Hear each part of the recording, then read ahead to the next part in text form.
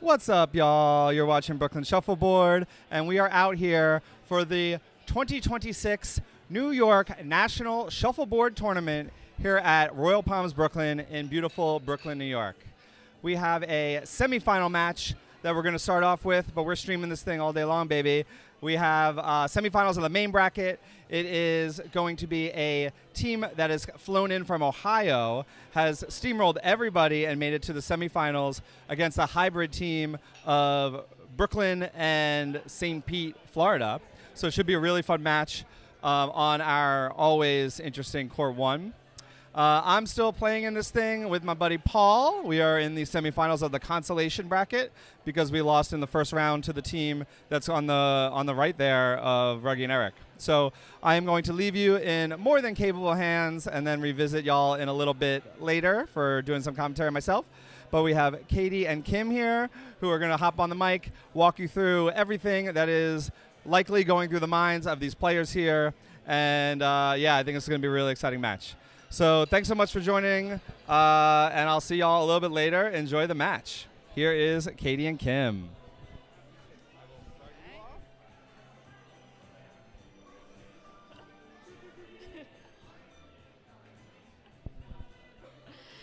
Hey y'all, it's Katie. And Kim.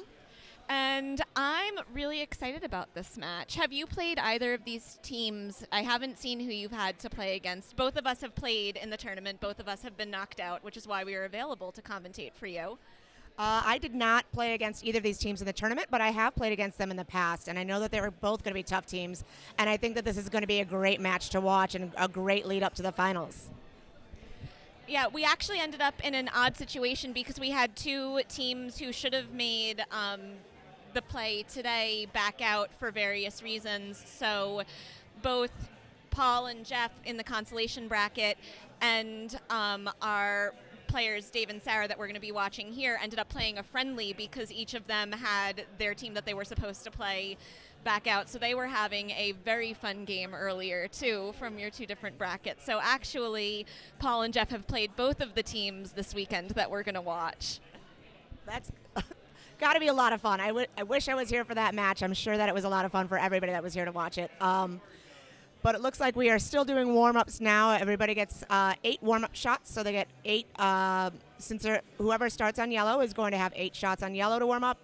The team that starts on black is going to have 8 shots on black to warm up. So they're just going through all the warm-ups right now before they start playing their match. Probably got about 5-10 minutes left of that. Do we know if this is their first 4 or their second 4 that have they gone there and back once already, or is this the second there and back? I think this is the second there and back, so we've got another round of there and back coming up. Excellent. Do you have anything particularly that you like to do with your practice shots? Everybody's got a little bit of a different style. I personally like lining them up on the back 4. You can see that 2 of these yellow ones are on the back line. It really helps me get a read on the court. When I shoot directly at a disc, I can see if it's drifting slightly to the right or slightly to the left, and I can kind of judge that across the back edge of the court. So that's what I like to do for warm-ups. What do you like to do? Mine are usually like a little bit more chaos. When I only have 4, I like to do 2 from the one spot, so shooting from the middle of my shooting area, 1 to the left side of the court, 1 to the right side of the court, and then shooting from the 4 spot, 1 across court and 1 on the same side of the court. When I have 8 shots, I'll do that with the first 4, and then I'll kind of make some other choices depending on how those first 4 went. I might do a repeat. I don't love lining the discs up because I am a pretty visual person, so if I want to shoot for a disc, I can look at a spot on the court and track it myself, and then my opponent cannot get any information on whether or not it's drifting because they don't know the spot that I'm looking at. Whereas if you line up your points to aim for, your opponent then also gets to watch your disc floating maybe to one side or the other, and they can also get information, but they're not gonna if I don't tell them where I'm shooting and they have no point of reference. Very true. That's something that I never really considered, but I do often watch my opponent's disc and where they're shooting. But I also watch that to see what shots they like. Like if they're going cross court for a lot of their warm-ups, I have a feeling they're going to throw a block cross court and hide behind it. So I know what I want to do when I try to block them up. But But if I see them going down the alley a lot, I go, oh, they're an alley shooter. I got to make sure that I block that outside alley because I can tell they like that alley and they're going to keep going down that alley. So I too try to watch what my opponent's doing because the more information you can get before you start a game, the better off you're going to be. I mean, yes, you do learn while you're playing against them, and they may change some strategy while they're playing. But any information that you can get before the game even starts will really help you out in this game. Yeah, that's a really great point. And I too also watch whatever my opponent's going to do. And if someone's going for a lot of kitchen shots with their practice, to watch out. And you're probably in for a fun time, honestly. True. I've ended up in the kitchen more than I'd like to admit, but I don't think I actually kitchened myself more than once this tournament. So that's something. Yeah, I mean, that's every time you self-kitchen, it's just so defeating. But we've all done it. You just kind of throw and you're like, I'm going to go for this deep 7, and then it just keeps going. And then you land in the kitchen, you get that 10 off, or you try to clear it in your next disc. Hopefully it's not your last disc. But when it's your last disc, it's particularly devastating. Did you have a lot of self-kitchens this time around, or did you kitchen your opponent a lot? I don't think I actually did either. I maybe got one kitchen of somebody else that I think maybe didn't stick. If I had a self-kitchen, I think I got it out, and therefore it does not count, and it's like it never happened. So let's pretend it never happened. Though actually, no, we both competed in the speed shuffle tournament that happens for all of us who did not make it this far, which we just did. So I did technically self-kitchen myself, which in our speed shuffle, the kitchens count as +10 instead of -10. So I did actually self-kitchen myself a lot. Which is a great thing. I like to weaponize my ability to self-kitchen in a speed shuffle. Yeah, that's great. I guess I did self-kitchen like once or twice in the speed shuffle, but did not make it through to the second round of speed shuffle. But I think you made it to the final round of speed shuffle. So top 10 speed shufflers here. The best score was, I think, 112 with going down and back. And if you're doing... maybe 110, yeah. Something like that. But if you're going there and back, the best you can get is 160. If you got all 10s or 10 offs, the best you could get is 160, which nobody ever comes near that. 110 is an amazing score for a down and back speed shuffle, because even if you got all 7s, you'd have 56 each way. So like 8 7s on each end of the court is hard to get. I think I only got 56 or 46 going down one way. So yeah. Both ways, getting over 100 is an amazing score. So shout out to Papa. He won the speed shuffle. He got a gift card to Ellen Shuffleboard so that he can get a new tang or a new tang bag or some shuffleboard equipment that he needs. Yeah, big thank you to Allen Shuffleboard, who are one of our sponsors, and also to the Royal Palms, who is obviously hosting us here today. And we are just 4 discs now away from starting this match. Very excited to see how this turns out. All of these players have been playing lights out all weekend.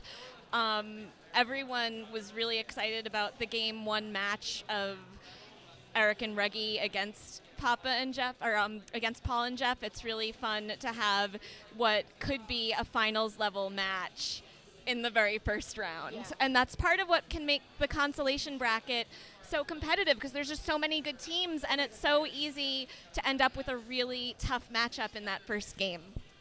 Yeah, tell me about it. I mean, there are 64 teams of 2, and it's an any doubles tournament. So you'll see that it's not gender based, so it doesn't have to be 2 guys playing together, 2 girls together, anybody, any doubles. Which it's great to see women getting more and more into the finals, and in the top 4 teams, or the top 2 teams, top 4 teams. It's really just great to see women exceeding at this and excelling at this. And it's just a really tough run, and it's a long day between Saturday and Sunday. We get here early, we stay late, we have a good time in between, and I think we sometimes watch the Knicks win the finals. Yes, we did that yesterday, so we absolutely stayed late yesterday. We very, very late. Which is why my voice is a little bit raspy today, but it's just, yelling at the TV, cheering on everybody here. It looks like we're having some last strategy talks here, probably telling each other about like what they saw in the drift, what they should look out for. Maybe if they have any knowledge of their other player, they're kind of going through that and saying, hey, I know that this person likes to do this person likes to do that, and just kind of giving your teammate a little bit of extra information and exchanging information. So like, because this is a no coaching tournament, so while you're shooting, your teammate at the other end can't tell you what they're thinking you should do. You have to make the decisions on your own. So you kind of have to talk a little bit strategy beforehand so that you are on the same page and nobody gets upset with what shots you're taking because you know what you want to do here. So it looks like we're just about ready to get started. Everybody giving handshakes, wishing each other good luck, a nice good luck hug on that end. And here we go. So I'll turn this back over to you for first comments. Yeah, so I have not really watched Dave and Sarah play much. Do you know anything about their playing style? They're both very by-the-book players, and you can see that Sarah's trying to open with a St. Pete block. It's a little bit wide, but it's definitely something that can be hidden behind, so I wouldn't be surprised if Ruggie comes in with a little bit of a hard clear or go to the other side of the court because he just doesn't think that that's a good enough disc to hide behind. So he said, I'm going to try to throw a St. Pete on that side, and his came in a little bit narrow, so I wonder if the court's pulling a little bit to the black side. But I'm not sure if you're a little bit more familiar with these courts. I don't know if this is a consistent curve or not. So a lot of us who play in the league here at Royal Palms don't know one very well because we don't play on it normally, and that is a good scoring 7. So I speed shuffled on this earlier, and I actually didn't notice that much drift, so I don't know if that was a thing. And Ruggie tries to clear and sticks his own kind of Tampa, and leaves it uncovered. And now I think we're going to see Sarah try to recover her scoring disc. Yeah, she's definitely going to want to try to throw a block here, especially this early on. Any points you've got, you want to protect those points. There's no reason to be over-aggressive. Like, she could have maybe tried to hide behind that black one if she wanted to, but she said, I've got some points on the board. Let me just protect these points. If I can keep these points and he's got the last disc, it's a win for me. Because normally whoever has the last disc is expected to have one score more than their opponent. So Ruggie said, you know what, it's really going to be hard for me to try to get to that disc. I'm going to try to score early over here. Sarah sees that, and she's probably going to block up the exact line that he took because she doesn't want him to split that into a 7 and 8.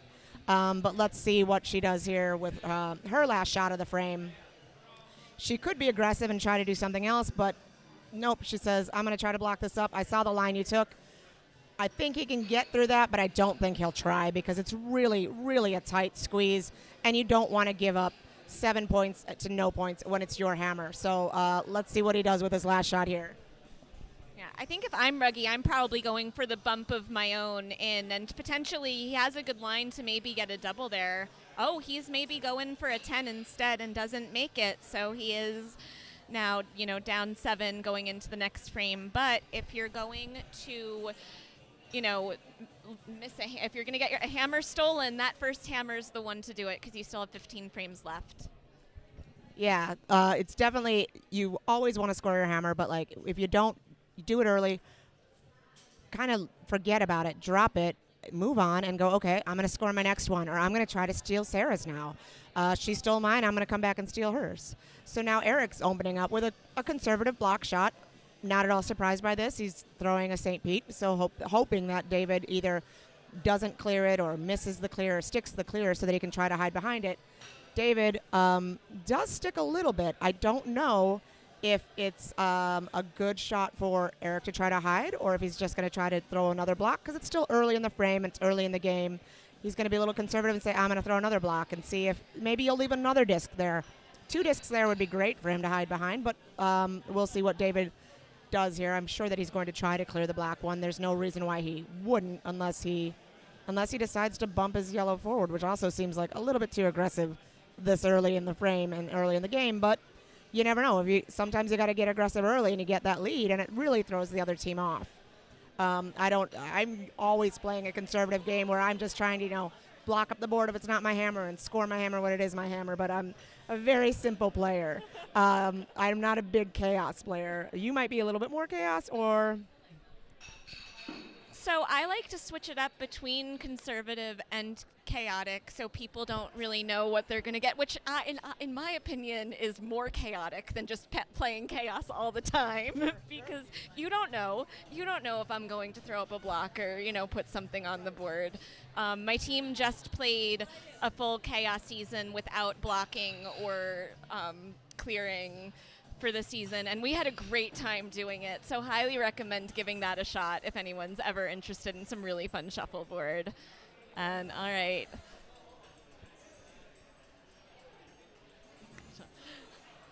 And we just have like a very blocked up left side, but I do think Eric can get back there if he wants to try.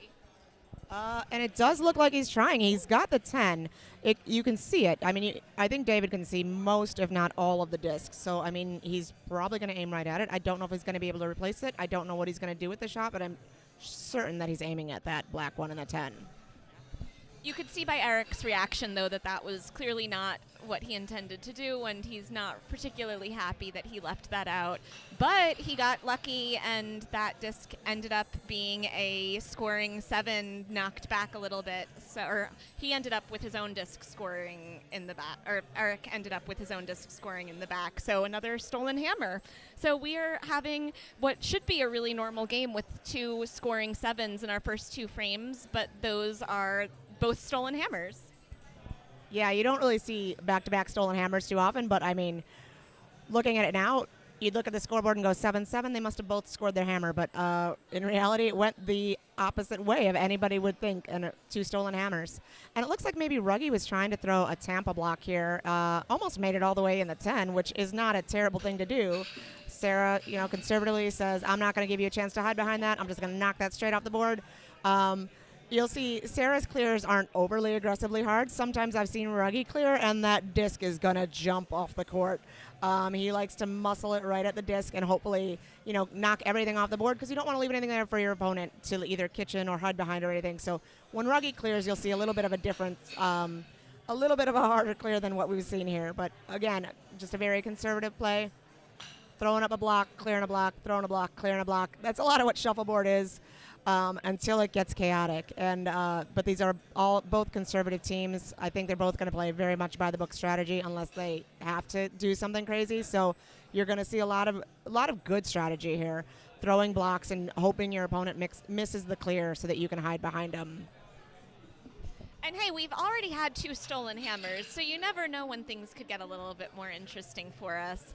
And even though Sarah's clears aren't as hard as Ruggie's, I would still call them like a nice decisive clear. They're not dainty either, like definitely throwing with enough speed like means business. And Ruggie used his last disc to block up the right side of the board a bit. Probably if he maybe noticed in his practice shots that he might think that it would be harder for her to score a disc on a clean board on her left side rather than her own side. And she lines it. It's on the 8-7 line. So another hammer gone astray a little bit. It's not really, I don't think it's a properly stolen hammer unless the other player gets points on it. So I feel like we need a different name for. Yeah, a little spicy. Yeah, I would call that just a missed hammer instead of a stolen hammer because quite honestly, I mean, I have found that 7-8 line more times than I care to admit. You'd think, hey, it's not that easy to hit a line that small. It is. I've done it many a time. And if you do a shot like that earlier in the frame, it's a good opportunity to split it and do a 7 and 8. But like that last one right on the line is a little bit of a heartbreaker, but like nothing too bad. I mean, nothing too bad. It's still a tie game. So we've got a lot of shuffleboard left to play. And I think somebody just gave me a shot of something. I'll take this mic so that you can take that shot. Oh, and we're having a visceral reaction to the shot.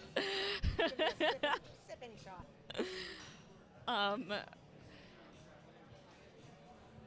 So we've got some more like nice, easy blocking happening.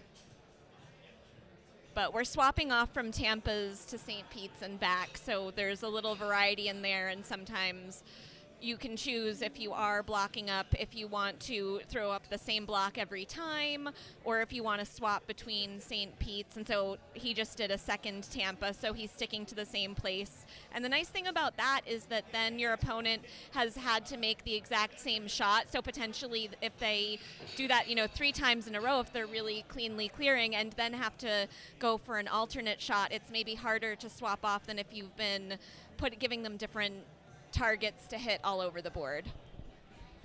Right, and a lot of people will mix up their blocks because, if you keep clearing the Tampa real well, maybe you're not going to be able to clear that St. Pete. Maybe you're just going to be slightly off, and slightly off is sometimes all you need. And it looks like we've got an 8 hammer here, so that's a good hammer. That's actually the first hammer that's been hit cleanly, which is rare this 4 frames in. But an 8 hammer, so it's still a very close game, 7-15 after 4. Again, we're playing 16 frames. We will swap colors after 8 frames, and then we'll get additional 8 warm-up shots on the new color that the players are on, because sometimes the discs play a little bit different. Sometimes shooting from the other side of the court might curve a little different.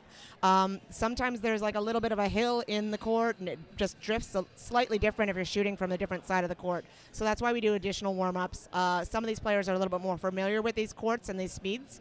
But I know traveling to other places, playing in Mirror Lake and other places, their courts are way different than ours, and the speed is way different. So you go ahead and throw a disc, and you're going to either throw it real hard or real soft, and the disc lands nowhere near where you intended. And if you just see, Sarah threw up a nice little Tampa block. Ruggie tried to clear it. He missed the clear, so he's a little upset with himself, but he's a little frustrated. Sarah's probably going to try to hide behind this now to see if she can get some points back. Since they're down just about 8, they're down a little bit. Oh, but she hits hers, and now she's given Ruggie a Tampa hide. We'll see if he takes it. Some people don't like to take these hides early. They'll just clear the biscuit because they just want a clear board for their hammer. They don't want any noise out there. But it looks like Ruggie's going to try to get this hide, and he pulls up just a little short, which is still not a bad shot, but we'll see what Sarah does here. I wouldn't be surprised if she goes, okay, well, I'm not going to let you. I'm not going to let you try that again. And she does it. She blocks up. I mean, he might be able to see some of his disc. Though an interesting thing about court 1 is that you have that railing behind you, so there's a lot of people here who don't love shooting from the 4 spot because you really have that railing to your back, but he didn't go for, trying to bump that black disc in. He went to try to clear things out and at least got one of the discs, so now she can decide where is the best to presumably block it up. She's a conservative player. If she were more of a chaotic player, I might say she'd be interested in trying to bump that block a few inches back, like about a foot back into the 8, or hide. I think that, though, the amount of space she has, I think the bump might be easier. But she goes for a nice block, so now that gives Ruggie fewer options for what he can do with his hammer. And we did have a suggestion from Geezer1955 in the chat that a hammer that you don't score is a dropped hammer, which I rather enjoy. But Ruggie did not drop his hammer. He scored it, so that is a 7 for black.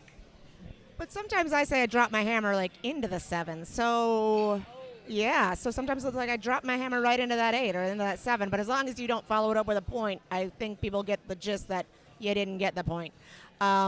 So a dropped hammer. All right, I will start using that term because it's not something that I've used before, but I'm going to start picking that up and spreading it around the club so that everybody starts saying it. And you'll hear it probably, if there's an exciting shot that happens, you'll probably hear a yell of, "Let's go."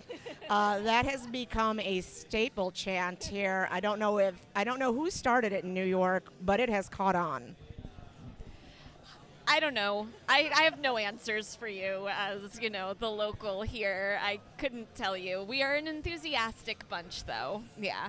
And I do feel like the Knicks run has given everyone a little bit more chanting than we're used to. So I think that people have maybe gotten a little more enthusiastic this week, though. For me, this is the most exciting sport thing that's happening this week, in spite of both the World Cup and the Knicks playoff run happening at the same time. Yeah, for me, not being a Knicks fan, it was very exciting to watch the game, but again, like, not my team. World Cup was fun to watch too, and there's still a bunch more World Cup games happening all around the country, so that's going to be fun to watch. But again, back to shuffle. We're throwing up some blocks. We're clearing some blocks. Nice clears where you get all the disc completely off of the court. You don't really want to leave anything on there for your opponent to play with. You don't want them to come in there and try to hide behind something or bump something. You really just want to get everything off the board. For Eric's last shot, he tried to just throw one more block. He's like, I'm going to block up tip of the 10. I don't want you getting the 10 in here. But it probably forces David to go to the other side. He's got a little bit more space, and he throws to the other side and lands an 8, gets his hammer, comes back into the game. It's 15-22. It's a one-score game. It's really exciting. Every time I'm taking a look at the score, I take a look and I go, okay, well, how many hammers do we have left? And they have equal hammers at this point, so it's really still anybody's game. Anytime we're back at the head of the court, we've got equal hammers. When we get to the foot of the court, somebody has one less hammer, which makes it advantageous to have the hammer, because if you're down a score and you have the hammer, it's almost an even game because you're expected to get a score on your hammer. So a lot of times we take a look at the hammer math as well, and we say, okay, well, I might be up 7 but down a hammer, so really it's an even game. You've got to consider both. You've got to consider not only the score but how many hammers you have left. And here in this tournament, and a lot of times at Royal Palms, we play yellow, black, black, yellow. So if you see who's coming out and shooting first, we start with yellow at the head, black at the foot, black at the head, yellow at the foot. Other tournaments do different things. They could go yellow, black, yellow, black. They could go yellow, yellow, black, black. It's important to pay attention to that as well, because you're not really sure. You want to make sure you're starting correctly and ending correctly. Looks like we've got to check this disc to see if it's in. Looks like they're getting a second call on this to see if this is in. Sometimes people will call something in because they want it to be in. Sometimes there's a disagreement amongst players. Somebody might call it in and somebody might call it out. And I think you've been a tournament director before, and so you've been in the situation where people disagree, and what do you do in those? So I will always, I actually was the tournament director for this tournament last year, and I was mostly not paying attention to what color anybody was on, so I would really call the disc just according to how I felt about it. And then afterwards, I would, look up at the scoreboard and look at who was playing where, and it's like, what did I do? And actually, they are calling for Anna now, and so I am not close enough to the disc to see. I don't know if it's, a really close call, or sometimes you will find, I call them optimism calls, where really that the disc isn't going to be called in your favor, but you just are crossing your fingers that it might be. And I love having a live Anna tournament director call, and she has called that in. That is a good casual 10 that Ruggie just hit. Oh, sorry, you were drinking your beverage. Yeah, I mean, it looks like he was probably maybe just going for a Tampa block, because that's a really aggressive kind of second shot there to go, I'm just going to land this 10. Unless he's practicing that and he's like, okay, maybe Sarah will continue to clear these, and maybe if I can keep hitting 10s, I can drop one in there right at the end. When she's got the hammer, my 10 will be in there, and it's going to be really hard for her to get a score because she'll just have to clear the 10 out. Oh, he's going for a hide. Oh, taps her, but doesn't tap her in, but gives her now a Tampa hide. So she's got 2 discs left. I don't know if she'll go for the hide here. More than likely she will try to get a hide here, or she'll try to clear her disc off if she wants a clear board for her hammer. She's thinking about it. You can see her thinking about it right now, and she's kind of lined up looking like she's going to do that. And I think that's a smart move for a game that's as close as this. You might need that 7 points later, and that is a really lovely, well-hidden disc. I think he can get that from the outside, but again, the outside on this court, if he's going from that side, that's a little bit tricky. Some people also think that there's a little bit of a court issue over there generally, but yeah, okay, so he's actually going for a really inside 7, so that's I like that too. Put some pressure on her, makes her see if she can do that, and it's a little bit higher than hers too, which is great, because if she does hit it, she runs the risk of clearing her own disc. That's just a good time. I love this sort of shuffleboard.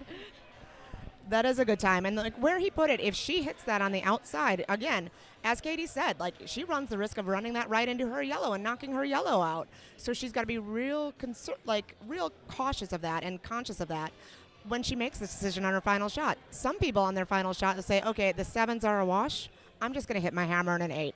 I'm going to pretend that 7 doesn't exist because I don't want to mess up what I've got there. So some people will just go for, okay, I'm going to go for an 8. That 7's a casualty, but I've got a 7 that cancels that and take my 8 hammer. I'm going to be interested to see what she does here because I don't know what she's thinking, and because I haven't played against her too much. I did play against her kind of warming up on Friday, just friendly games as we got to know the courts. But it looks like she's just trying to score, and she gets a 7.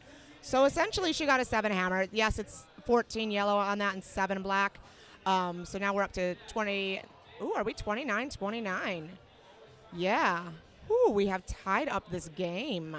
This is exciting to watch. But again, because of the hammer math, it looks like yellow will have 1 additional hammer. No, black will have 1 more. I don't know what frame we're in. Black will have 1 additional hammer. I was like, we are at the foot. Somebody's got an additional hammer. And I've already forgotten what frame we're in. We're in frame 8. I was like, and this is Kim with hammer math.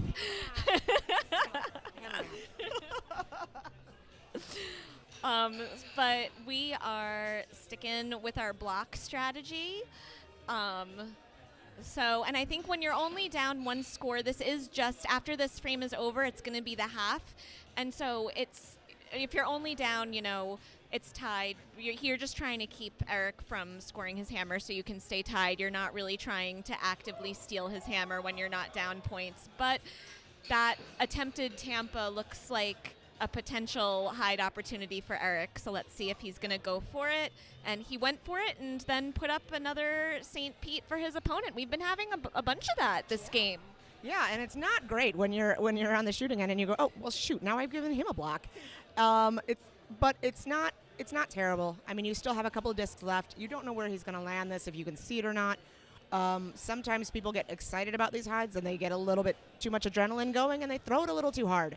So sometimes even like blocking up for your opponent may actually be beneficial, not on purpose, but because people can self-kitchen all the time.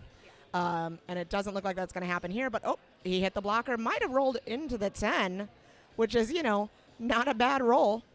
A nice 10 up there, but I mean, Eric's got 2 discs left, so he's likely going to try to clear this out. There's no reason to leave a 10 in there. Yeah, and he goes for a kitchen, gets the 10 and not the kitchen, but so that was, a little more aggressive than we've seen anything else be end on his hammer. So that's fun. Again, fun shuffleboard to watch. And, that other yellow disc is just hanging out there on the line. So that's a potential opportunity for later. I feel like Eric isn't necessarily a player who would go for that on a hammer just for funsies. But that's a possibility. All I'm saying is he could. He absolutely could. And sometimes you might just see that disc and go, if there's nothing else on the board, I can aim at that disc and know that I have a backboard. But it looks like he's blocked up that. He's knocked out the 10, and he's kind of blocked out that potential of getting a 7 kitchen here, which I could hear Eric say, oh, no, he blocked that up.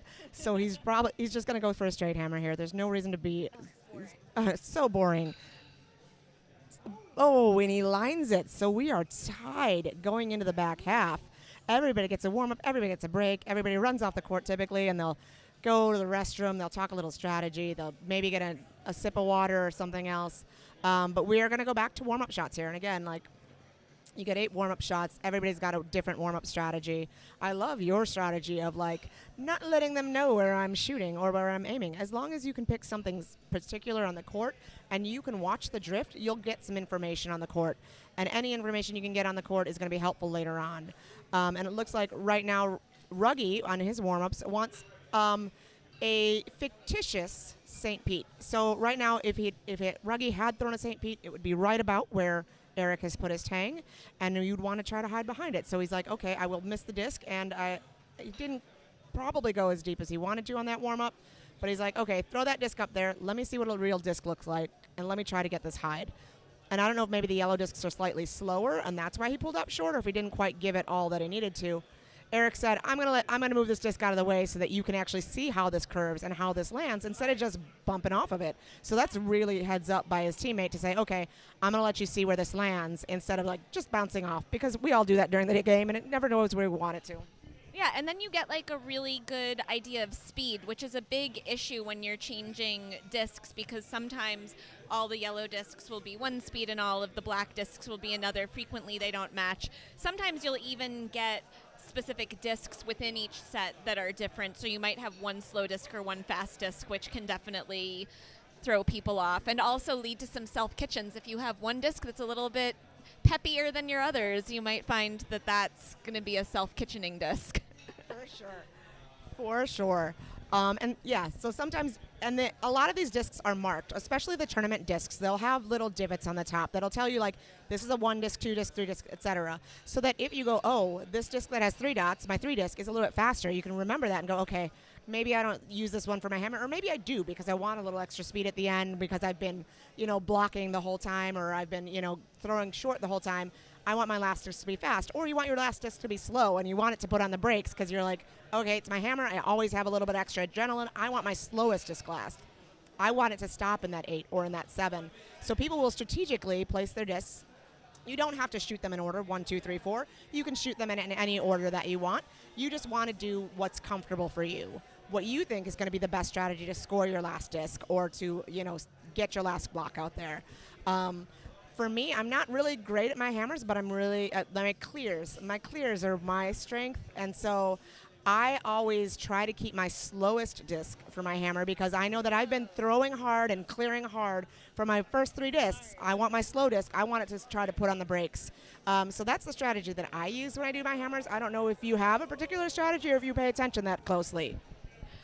I do watch all of my discs. I do also almost always, if I have the option of doing them 1 to 4, I will take my practice shots in 1 to 4 order and continue to shoot 1 to 4. And then sometimes, the back of my brain is better than the front of my brain, so I feel like sometimes my body recognizes which ones are faster and slower, and then I can just go, and I think that, the back of my brain figures some of that out. And all of these are tournament discs, so all of the discs that we're using today are actually, very nice discs. But sometimes for league and when you're playing at different places, you might have a wide variety of discs, sometimes really new discs, sometimes old discs, and sometimes the sets will be mixed. So if I have a set that's mixed, I will frequently try to choose my newest disc as my hammer disc. As the one that's less likely to have issues on the bottom. I do have a teammate who actually likes to choose what appears to be the oldest disc as his hammer disc because I believe the words that he used were he likes a hammer disc that's seen some things. That is awesome. I want my disc to know about that court, and I want it to have seen things so it can find that 8. It knows where it's at. I love that. That disc has seen some things. Those newer discs, they haven't seen anything yet, but those older discs, they've seen some things. They've got some dents in them. They've got some chips. The hard clears, we've got people in our club that do the hard clears, and we see chips fly off discs. We've seen discs get broken. The broken discs that are, split in half, you don't really play with, but the chip discs, they're just as good as the other discs. They might be a little faster, a little slower, but they've seen some things. They've certainly seen some things. And, sometimes I do feel like chips on the bottom can, catch you out, especially like we're using waxed quartz that are fantastic, but have been in use for over 10 years. So there's definitely some little paint imperfections and things. And so you don't want something that's going to potentially catch on any of the imperfections in the court. If it were a perfectly smooth surface, it might matter a little bit less.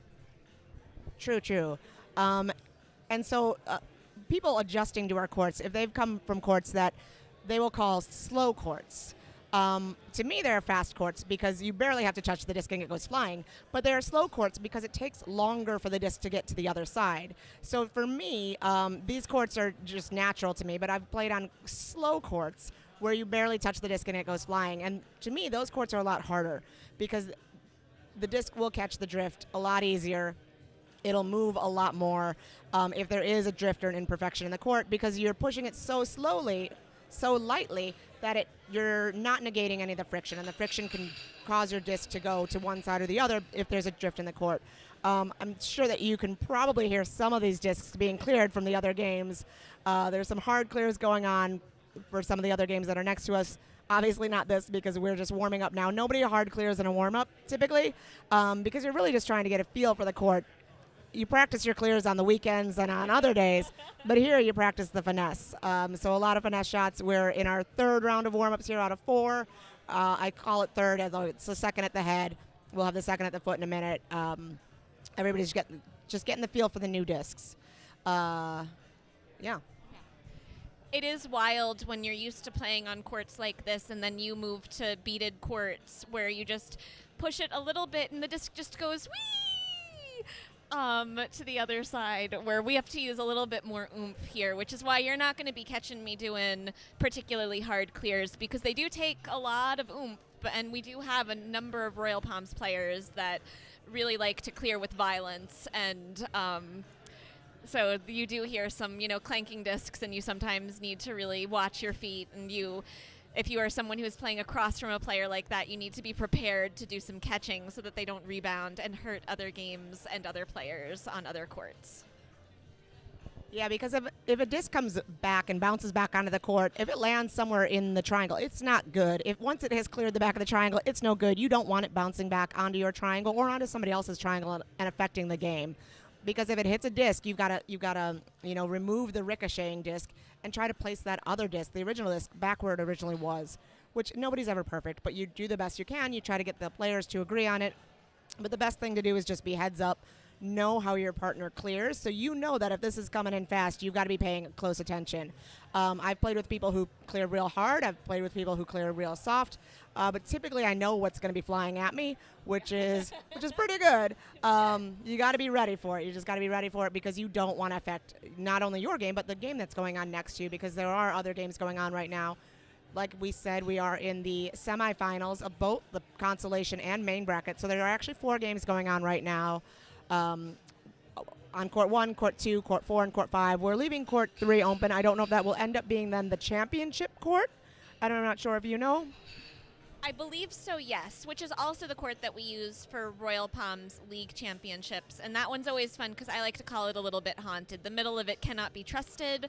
So sometimes the discs don't go where the players expect them to, which again makes for frustrating shuffleboard when you're the one playing, but very fun shuffleboard when you're the ones watching. So I think that's the plan, because that'll be a court that none of these players have played on for any of these games.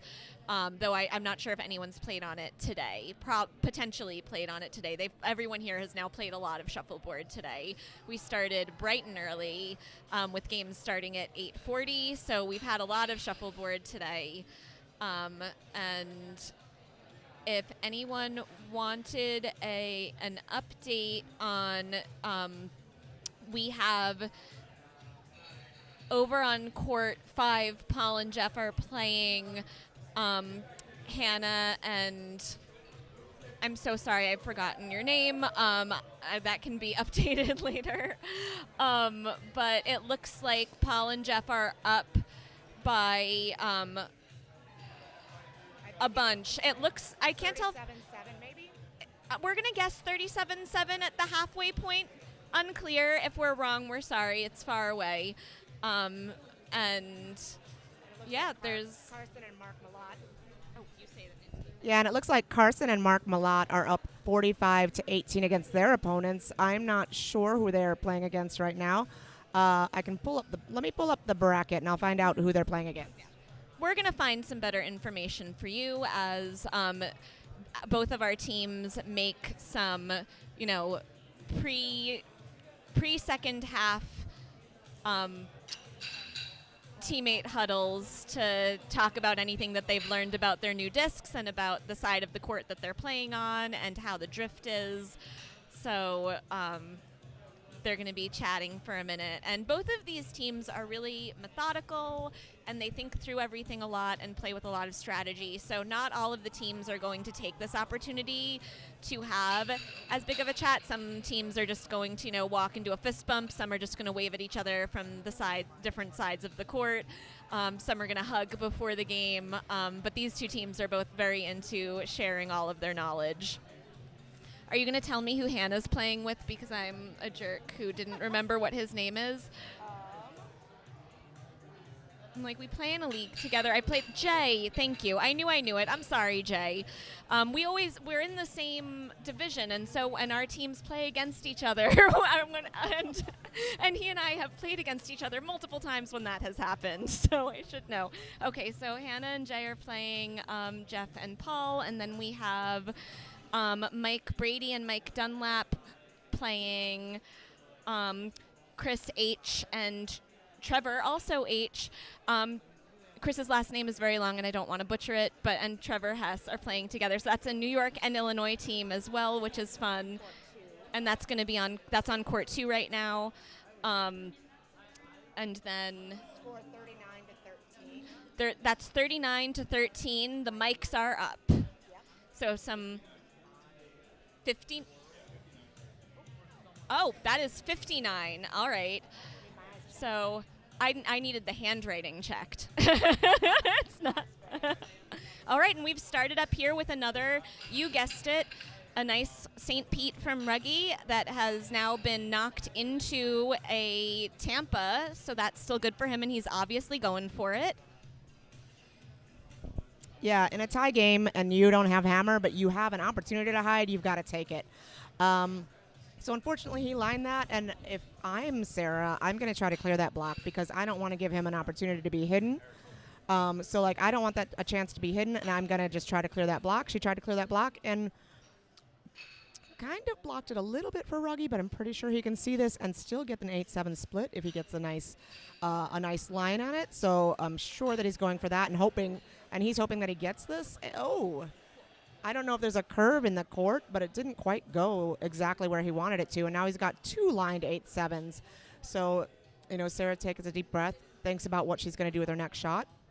It is her hammer, so like, as we said, you want a clear board for your hammer. So I'm not surprised if she tries to get at least one of these yellow discs out of there so that he can't play with them and that they're not there to potentially split for his last shot. So she's coming in, she's knocking both of them out. She did not roll that yellow one to a 7, so that was a sigh. So with Ruggie's last disc here, he's not going to want to let her split that 7-8 now that is in existence for her. He's going to come in and say, I'm going to try to block that up. She might be able to see this from the outside, but looks like she's shooting from the inside. So it looks like she's probably going to be conservative, go to the other side of the board, hopefully just take her hammer points and move on. So Ruggie did a good enough job blocking that up. Again, blocks don't have to be perfect. They just have to be enough that the player considers to do a different shot, a less aggressive shot that could potentially end up in points. And she did land that 7, so that's great. She got her hammer there. So black is up 7, but down a hammer, as we expect. Games to go. So they are lining them up here at the foot of the court. It looks like David's just lining them up in the order that he wants them in, and now we are going to start with black at the foot of the court, gets to throw their first disc of the frame. Would not be surprised again if we start with another block here, but stranger things have happened. I'd actually be pretty shocked if we didn't start with another block. I think that's going to be kind of the name of the game, and I don't consider myself a very chaotic player, but when, Ruggie had 2 discs on and she had to decide what to do, I was like, maybe I am a chaotic player because I think that this is when I'm getting into a snuggle war on my hammer, potentially. But, I mean, she did get lucky because that one could have been a scoring 7 with that attempt to clear both. It's a little risky, so... Oh, and here we have that did not go where Eric wanted it to go, so he's just given a block to his opponent. So it definitely looks like he's going to take it, and you've got to really. If you've been given an opportunity, you really need to take it, especially in a game as close as this, because that extra score can definitely be make or break. Even a single point can be make or break. So if you're looking at, the difference between a 7 or an 8 can really make or break your whole game. And we've seen that happen on multiple games during this tournament. Yep. For sure. And it looks like maybe the game on, there must have been a big frame on court 2. We're scoring it now. I don't know if there was a big shift.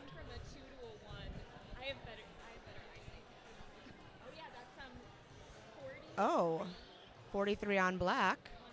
Which went up from 21. So that Yeah. Yeah, I think it's 59-43.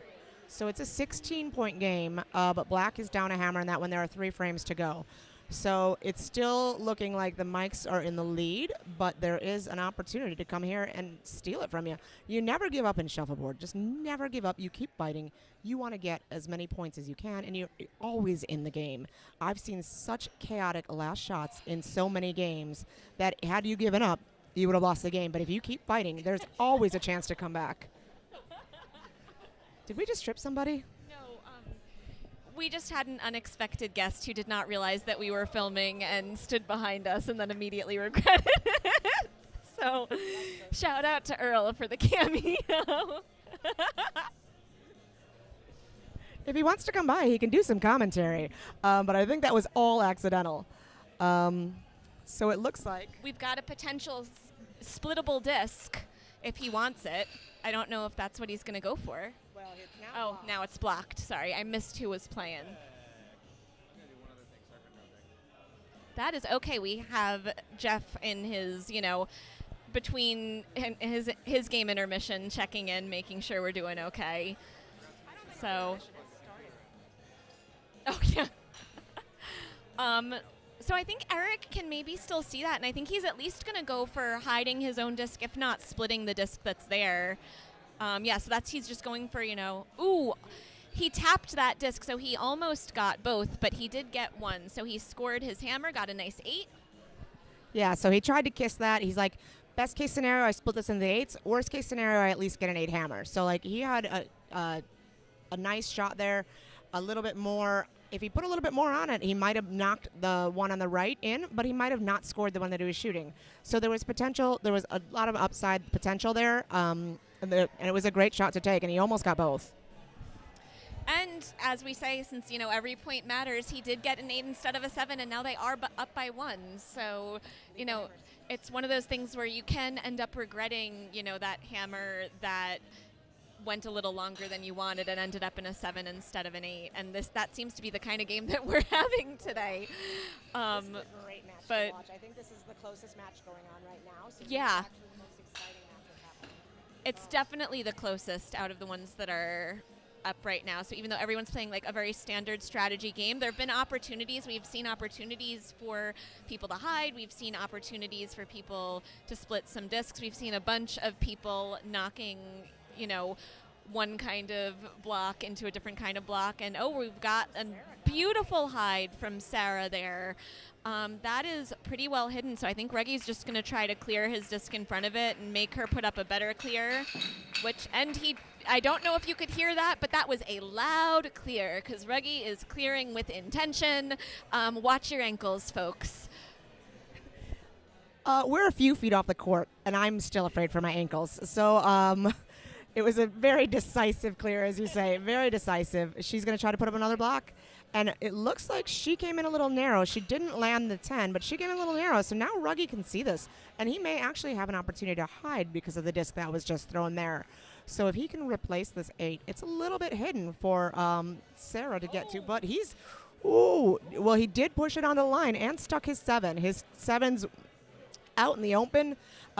Sarah can definitely see this, and she's going to try to go out. You always want to knock out those points if you can. So she's going for it, but he almost left her in a 7-2.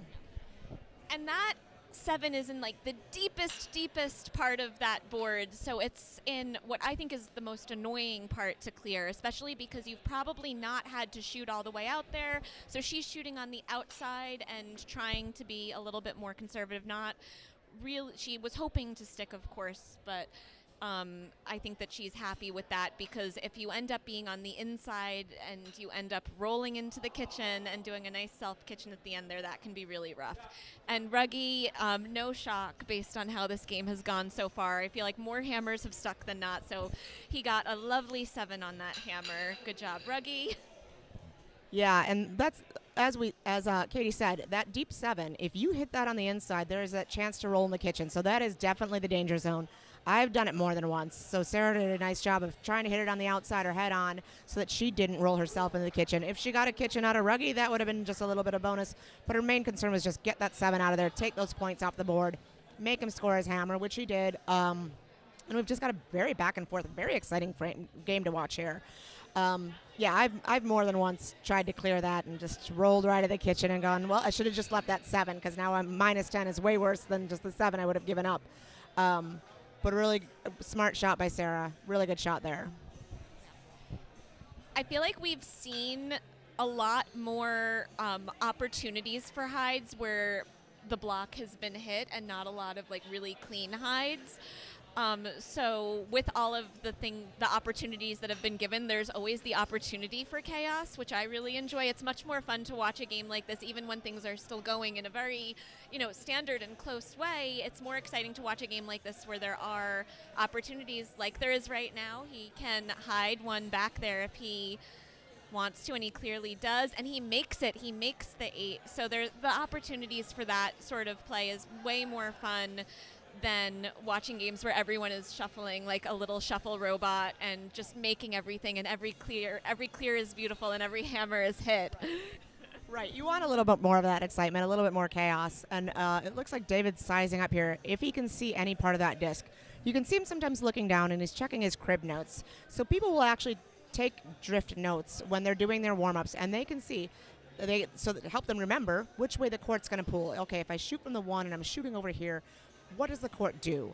A lot of people will take notes, and they will refresh those notes every time they play on a court because the court can play a little differently on any given day. For example, when I'm here at the Palms, I notice that when it's humid out or when it's raining, things run a little bit slower. Or if it's really hot in the building, things run a little bit slower, and sometimes the drift gets a little funky in certain areas. So I'll make sure that if I'm taking notes on the court or trying to note anything on the court, I'm updating it any new day. Because any day it can play a little bit different. If we've waxed the courts and they've been waxed a certain way, like maybe it pulls a different way. I don't know. I will take fresh notes every time. So you'll see David sometimes looking down and he's checking the notes that he's taken from earlier during his warm-up shots just to see where the disc is going to go. And now he's got to make the decision, do I see enough of this 8 with my hammer shot to go for it? Because I would like to knock it out of there and stick. Maybe I try to kitchen. I don't know. But definitely if he can see this, he's going to try to hit that 8. He decided that he couldn't see enough of that disc to make it worthwhile chasing. So he went ahead and tried to shoot an 8 on his side. It's really close. And they have waved it off. So that is definitely a stolen hammer by yellow, getting that 8 when it's not their last shot. So that puts them ahead a bit with equal hammers remaining. We've got 2 frames left. We're in, 4 frames left. Sorry, 4 frames left. 13, 14, 15, and 16. We have 4 frames left. We're back at the head of the court. There are equal hammers. It is now 52 to 36. It's a 16-point game. It's still very close. It's still very much anybody's game. I'm wondering now that Black just scored their last couple of hammers and stole one, and now we have a little bit more space in between. If we might, Yellow. Yellow is up. I'm wondering, we're seeing her playing a little more aggressively to try to come back because now they're at a bit of a deficit. It was a little bit equal before, and now it's definitely gotten more interesting. And Ruggy's just going to try to keep this clear. I don't think he's going to want to stick, but he does. It's on the line, but she could take that as some kitchen opportunity there, and I think she's thinking about it. Yeah, and it's interesting. So when Ruggy threw the block on one side of the board, Sarah said, I'm going to score on the other side of the board. I want to keep this game where I can see it. So she tried to score on the other side of the board. She did score on the far side of the board on her first shot. This time she tried to roll and separate them. And when you're trying to kitchen somebody, it's always a good thing to do to try to separate your disc from the kitchen disc. You don't want to be right on top of it. You don't want to give them a nice clean shot to take your disc and replace their disc in the kitchen. So I like to try to separate them and offset them so they're not in a straight line. And as she tried to do that, she almost got the kitchen, but she definitely got the 7 roll that she was looking for. But now here she's trying to keep the game where she can see it. She's trying to keep that on that side of the board so that if Ruggy sticks, she can absolutely see where that disc is. And he's just trying to go for a clean clear, knocking it off the board. He doesn't care to kitchen this. He said, you go ahead, you score your hammer, but I'm not going to give you an opportunity to get 2. I'm not going to leave my disc anywhere on the board to get kitchened. And now Sarah takes a deep breath, going into her last shot. She says she needs a lot of points. She goes, I'm going to go for that 10. Nails it. That's a high-pressure shot. The 10 is such a small area to get into, but she said, you know what, we're down 16. If I get this 10, you only need to get a 7. You know, let's make this an easier shot for my partner. She could have gone for an 8, and then that puts the pressure on David to close the gap with, you know, getting an 8 or a 10. But she said, I'm going to take the pressure off of my partner, and I'm going to score that 10. Only chasing 7, but down a hammer. So it's still anybody's game, and you never give up in this game because chaos happens. David's checking his drift notes again. Oh, my gosh, there was excitement on court 2. It looks like Trevor was going for a hammer. Maybe if he had hit a certain shot that he could have won the game against the Mikes, but it looks like the Mikes are going on to the finals, which makes me feel good because they're the ones that took us out. So, you know, if they win it all, I tell myself I came in second, even though I came in far, far, far behind second. But it's always nice to see the people that have beaten you go on to, you know, continue to win and win and win, and you just kind of go, okay, I've got that one obstacle that I've got to overcome, and if I can overcome that obstacle next time I play them, maybe that's me in the finals. Yeah, it's always nice to see the people who took you out succeed. If whoever took you out in game 1 goes to the finals, it feels like coming in second. It's basically what that means. Yep. It's shuffle math, you know, a different kind of shuffle math. And Eric had left him with an opportunity to potentially stick a disc in kitchen, which he wasn't able to do. And now we've got, you know, that is the highest 8. That is a lovely high 8 that Eric now has to try to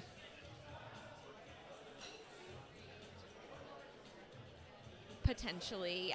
That was like a slower shot than I was really expecting from Eric there. I would have expected a more decisive clear, but he's left now a disc on the board that can potentially be kitchen. So I feel like that's maybe what Dave is thinking about. Yeah. Oh, and you know it's serious when they walk down to look at the discs. Like it's close enough that they want more information and are trying to really see what's happening. And what he's trying to do there is he's looking at that yellow disc and going, okay, this is on the line, but how far over the line is this?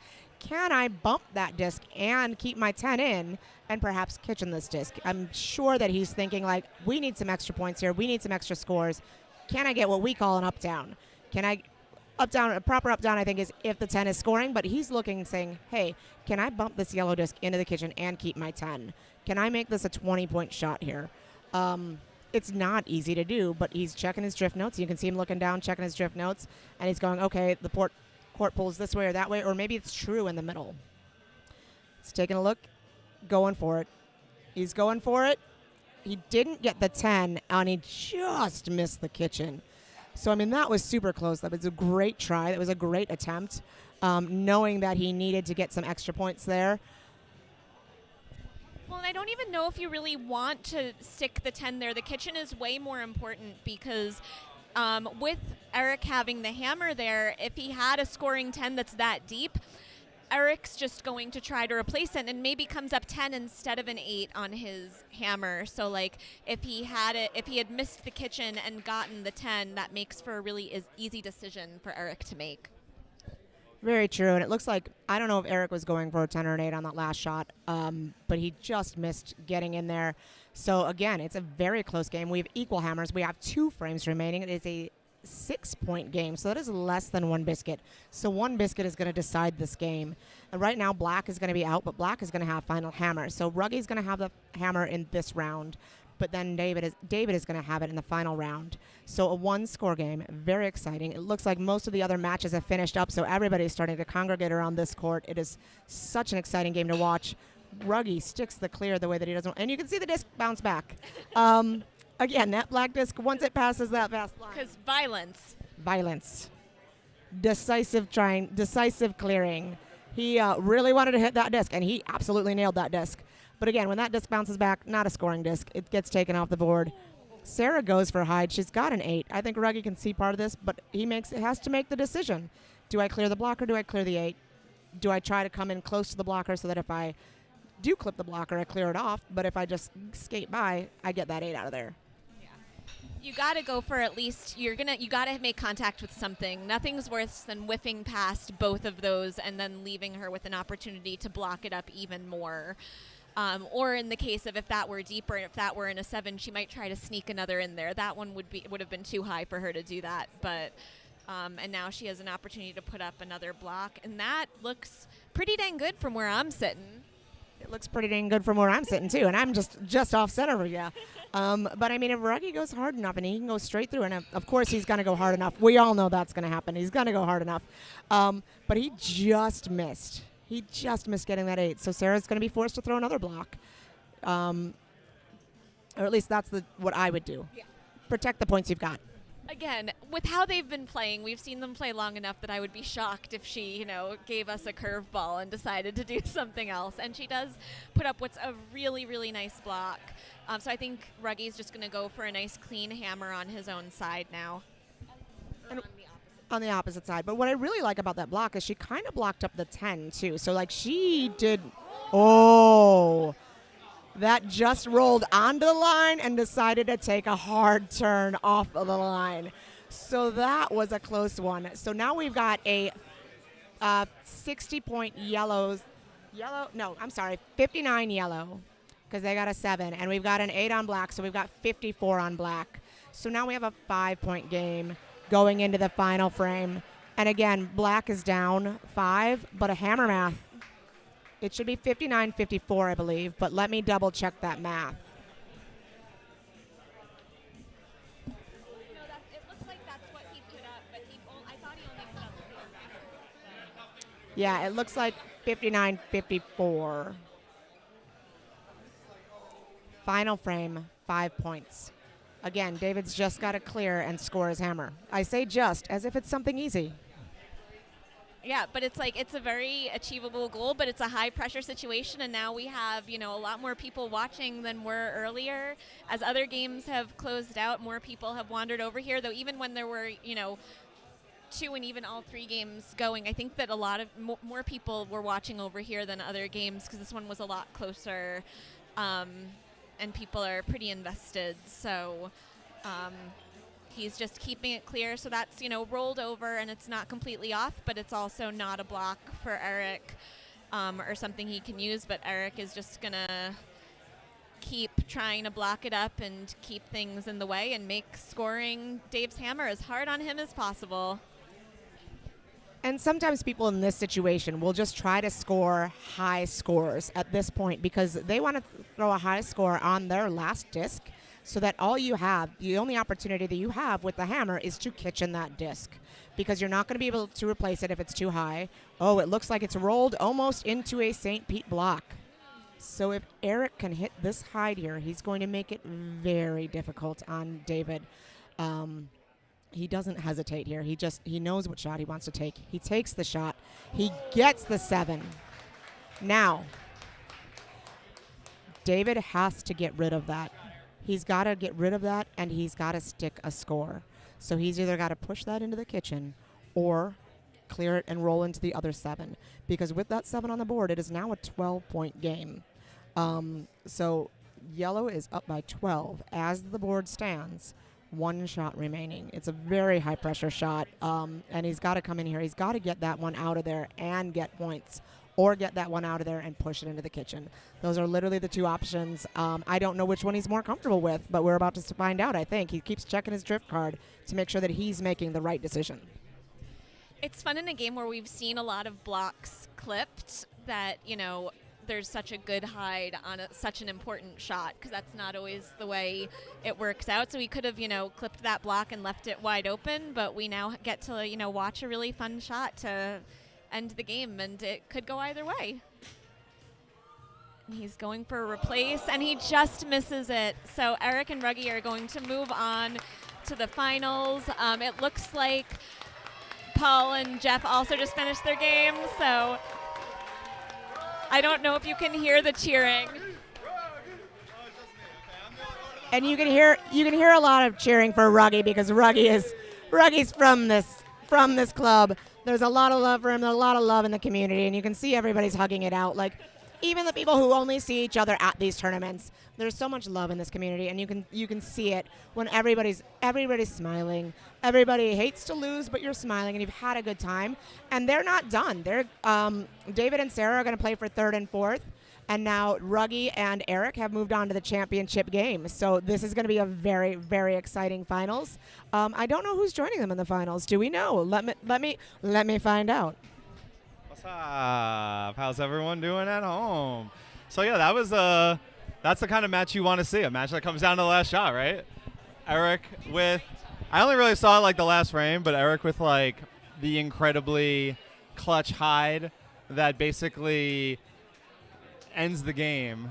I mean, Dave had like a combo shot, but that's a tough one. So yeah, I'm stoked for the finals. It's going to be a really fun match between Mike and Mike, who are like two of the best players here. Also, Mike Dunlap and Ruggie just met in like one of our advanced knockout finals. And Eric Hammond from St. Pete. Get those St. Pete Shuffleboard Club viewers over here on the channel. So we are going to put this thing on pause for a few minutes, move the setup over to court 3. Next up, we're going to have the consolation finals match. So that is, the consolation bracket is like everyone who loses their first match gets tossed into a single elimination bracket. That's going to be 3 of the 4 people that played in like the actual finals of this thing last year. So it's me and Paul, who won this thing last year, versus Mark Malat, who was the runner-up last year, and Carson, who is just like a maniac on the court. So it should be a really fun one. I'm going to put this thing on standby, move all the stuff over there, and we'll see y'all in like 10-ish minutes or so. Let's plan on meeting back here at 3 o'clock. I'll see you guys soon.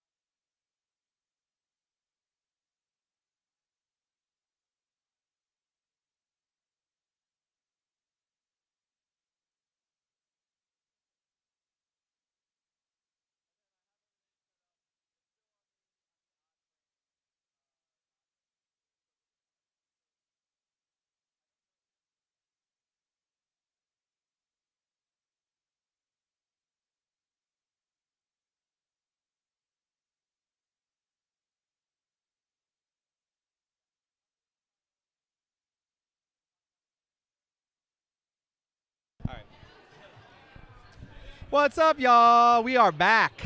Thank you so much for watching the channel. Appreciate every one of you guys. You are in for another treat. We are here about to start off the consolation finals. Consolation bracket is something that's very common to shuffleboard tournaments where everyone that loses in the first round plays in a single elimination tournament after that. Paul and I lost to the team that is going to be playing after this in the finals, Eric and Ruggie, who you just saw win. And that we lost in the first round. We've been winning ever since. And we are about to play a final match against Carson Bodnovich.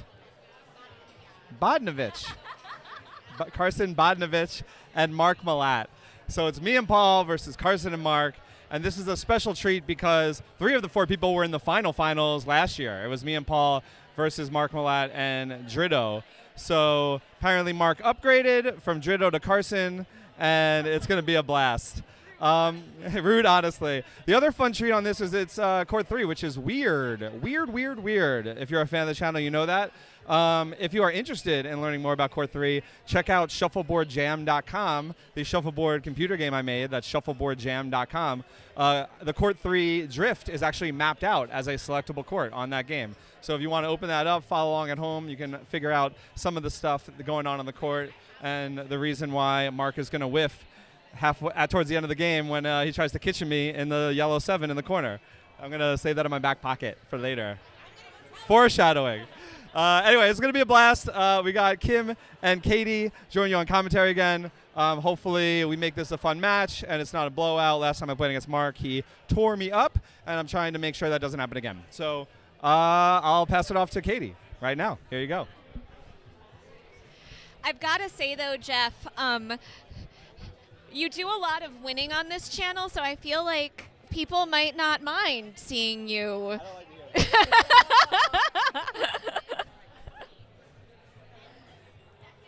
All right. We're getting some group photos before we do a coin toss, so we are going to maybe have to reevaluate who's on yellow and black after they do an official coin toss, because that hasn't happened yet. So Sammy's making sure to get the 2 duos, and on the court next to them, I believe, is the 2 teams that just lost to them playing for 3rd place. So that's going to be happening on the adjacent court to our right. Yeah, so this will be an exciting match. Everybody here knows everybody. Everybody here has played everybody. This consolation finals, it's going to be a little bit about pride.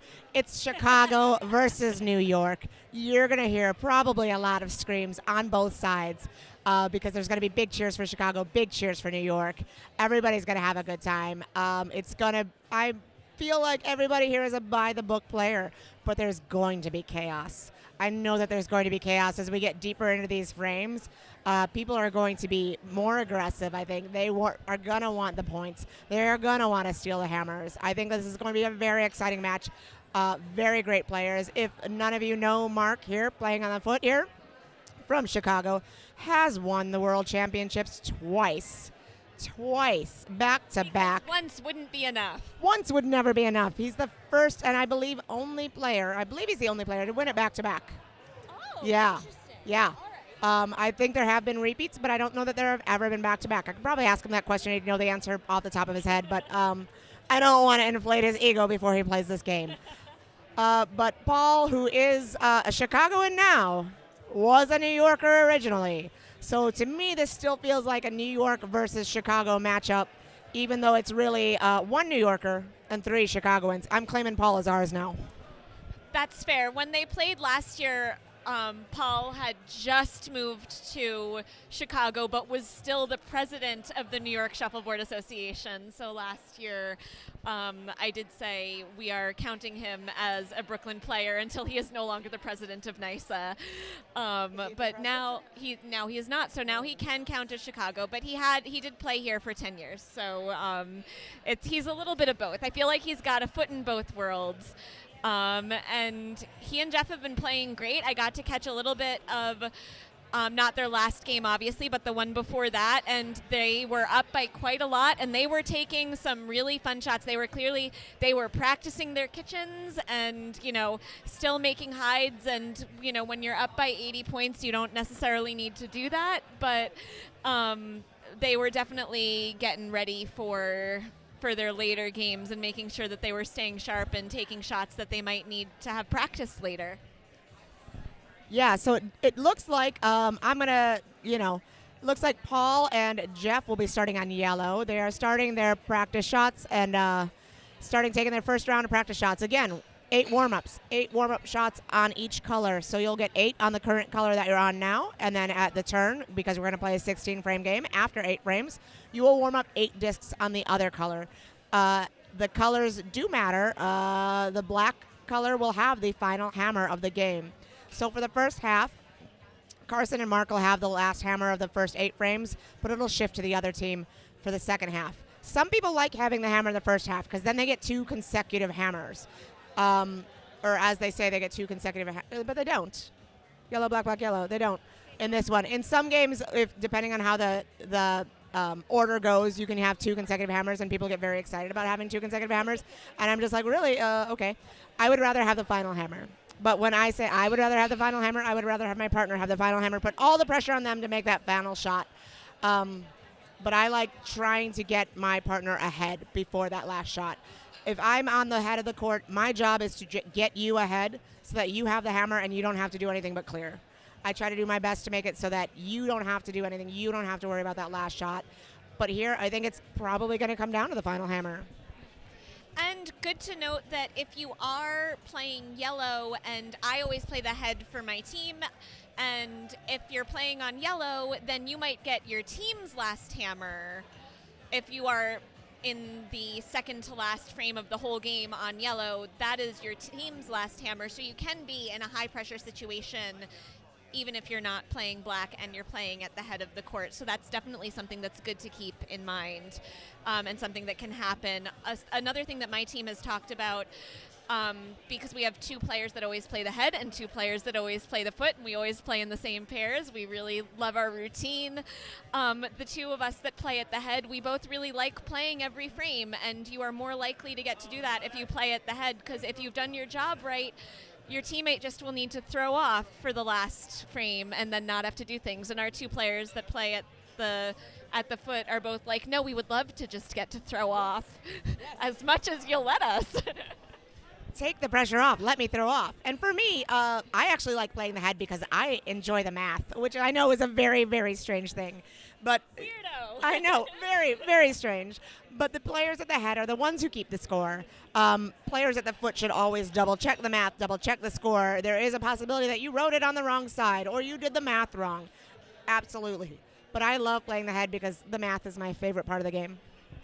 I don't necessarily love the math, though. I'm a big fan of collaborative biscuit math, where everyone is doing the math and everyone is looking at the score that is written to make sure that, every 7 and 8 have been put up correctly, because I've definitely had issues with, that was an 8, but they marked a 7. And, you get into the rhythm of the game, and it's hard to swap back and forth from the math and out. But the part of the reason why my team really enjoys me playing at the head is that I have really good handwriting that is easy to read at a distance. And my teammate that I play with has less good handwriting, so it works out for us. Sorry for the shade, August, but so that's just an added bonus. That's not why I like to play the head, but it works. Oh, that is definitely key, because I have had people who have played the foot of the court just stare at the scoreboard and squint and go, I have no idea what's up there. So you can shout it down to the other end and let them know what it is. In national tournaments, it's usually best to just shout out the score instead of the differential. Because if you were to shout out the score, hey, we're up by 7, you may have done the math wrong at the head, and the foot may be making decisions based on that. So for me, national tournaments, I will always just shout out the score, 63 to 57 or whatever it is, instead of shouting out the differential, because if I get the math wrong, I'm going to feel really, really bad. But if you get the math wrong, that's on you. So, and I don't know if it's a rule in the national tournaments, if you have to shout it out that way or not, but you might know better than I I don't think that it's said either way, and also the players are allowed to walk down to look at the score if they cannot read it from a distance, so you are allowed to do that. My personal feeling on it when I was the tournament director, even though like you're not allowed to talk to your partner, there is sort of allowance for I think that if they're walking down to look at the score and they're squinting at the scoreboard, I feel like you can shout it out and it's fine. It's not pointed. I also personally, no one did this to my knowledge, but I would also personally be okay with if you wanted to razz your teammate for their bad handwriting. That is also okay. Like, that's acceptable. Not really something that's mentioned in the rules, but I feel like, yeah, give them a hard time if they're writing badly. I mean, if it's not in the rules, you can do it, right? So absolutely yell at your teammate if they're writing the score poorly and you can't read anything from the other side. Right now we're in frame 3 of the warm-ups, and Paul is doing the warm-ups that I like to do, which putting them on the back 4, you're aiming straight at them. You can tell where your biscuit is going based on where you're aiming. And to my knowledge, most people aim directly at the biscuit, so you can see if it's drifting to the right, to the left. Your opponent can also see if it's drifting to the right or to the left. So you're not only gaining information, but so is your opponent. This is the warm-up that I like to do, but I may be switching it up now after having discussions with you about how you like to warm up. If you want to go over your warm-ups as well, because people may not have seen other videos with your warm-ups, let us know how you warm up. As I said earlier, mine is a little bit more chaotic. I usually will start with 2 from the center spot, and then shooting 1 on my side, 1 on the opposite side, and then shooting 2 from the 4 spot on the outside, and shooting 1 opposite side and 1 on my side. So I kind of have what would be, a hide down either side. If I throw a block, and then here, because we have the 4 extra shots, I might do it again and see if I can do a better job. I might throw myself something to like knock around or try to kitchen if I want to do that. Can do a number of different things, but I like to be a little stealthy, and if I am trying to aim for a certain point, I'm not necessarily putting a disc up there or asking my partner to put something there for me to aim at, because I don't want my opponent to know. And I'm interested now, if you end up doing that same thing, if you just start to eyeball it, I'm interested to hear if you feel like that works as well for you as prep for your actual playing time, or if you get mad at me for suggesting it. We're going to find out.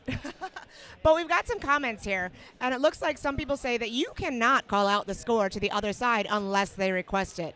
And that's how I've played before, because sometimes if you're calling out the score, you're kind of letting your teammate know, hey, we're up by 7. Do what you do when we're up by 7. So if they don't know the score, it's on them, and they should really be the ones asking. The situation I was talking about is if someone is like, if your partner is walking down and squinting at the scoreboard, which is not a verbal request, but I do feel like it counts as a request, rather than like, but you are right, you are not allowed to just call out the score, so it can't be seen as a suggestion. But if you can tell that they're squinting at your bad handwriting, I think that you're okay to shout it out. I also feel like if you see the opponent at the other end walking down, you can also shout it out to the opponent. I feel like it's polite to save them a trip. But that's just my personal feeling about it. But if you see somebody squinting at the board, are you allowed to say something like, would you like to know the score? Yeah. Or is that frowned upon? I think that you can ask them if they would like to see the score, but usually if someone is like, I think it's if they're starting to walk down, you can see that that's what they're doing, because sometimes people are just squinting from their end and you're not going to shout something down. But if they're walking and they're making the trip, maybe when they're halfway, save them the rest of the run. And also if they need to walk more than halfway, you really need to readjust your handwriting situation. Or they may need glasses. I know that there's at least one person in my club, I won't say his name, Kieran, who cannot see the other end of the board very well. So he is always squinting at where the discs are, what the board says, etc. But if you see somebody walking down before the frame has even started, there are no biscuits on the board. They are clearly questioning what the score is, because there's nothing else for them to look at but the score. And it looks like we're about to start, so everyone's very friendly, and we're sharing high fives with our opponents. Everybody's friends here, and Paul is putting up a St. Pete to start with, but it goes a little deep, so not quite what he was looking for. and we're just telling Jeff to keep his tang out of his own feed. So that was a note, and Carson tried to keep it clear, and his black disc is hanging out, but it's not. He could potentially hide behind it, but it's not super helpful. And I don't know. Do you think that Paul meant for that to be a Tampa, or was he? What were we doing? I'm going to think Paul probably wanted that actually on the center 8 line. He either wanted it to completely block up and be a Tampa for himself, or throw it on the center 8 line as a possibly splittable disc. And Carson said, I'm going to try to kitchen that, because that's what Carson does. We say that's what Carson does, but if you ask Carson what his kitchen percentage is, he will respond 20%. Go ahead and ask him next time you see him. He will respond 20%. But he did land his 10, and Paul goes, well, I've got to get rid of that. Oh, no. He almost kitchened himself, but I don't think anything is in. Everything's touching the line. The one on the back is past the back line, so if it's past the back line, you want to clear it off because you don't want it to interfere with any additional shots in this game. It may not affect the next shot, but the shot after that, they can stack up. So if anything has cleared the back line, you want to clear it off. And Carson said, I'm going to use that yellow one as a Tampa and try to score, and he did. He got a high 7 here. And Paul's only response is to try to clear that. Well, not only response, but Paul's response is likely going to be, I need to clear that high 7. I could also see him, if he's not feeling really confident in that, going for a bump and knocking his own disc back into the 8, where it's going to be really hard for Carson to clear out, and potentially hard for Carson to do that without knocking his own out as well. We're already having a very different game than we just showed you. Oh, and Paul does knock it onto the center line, so nothing is scoring, but was a little interesting. We've got some fun shuffleboard already, and we're just getting started. And with those so deep in the 7, Carson's not even thinking about trying to split those. He's like, I'm going to ignore those. I'm going to try to score an 8 on the other side. And he doesn't. He just went a little long. He's a little disappointed in that, but, you know, it happens. You get that line. That tiny, tiny line causes so many problems. But when you think about it, that center line going through the 8-7, it takes up a lot more space than you think it does, because the discs are each 6 inches wide.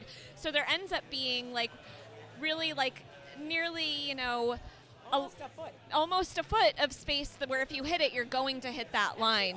So because each disc is and then the line's about an inch thick. So you end up with a lot more space that's unusable. Like Jeff either tried to hide or tried to clear. Yep, whichever, it did not work out, and there's now a really lovely hide opportunity for Mark, which he's absolutely going to take.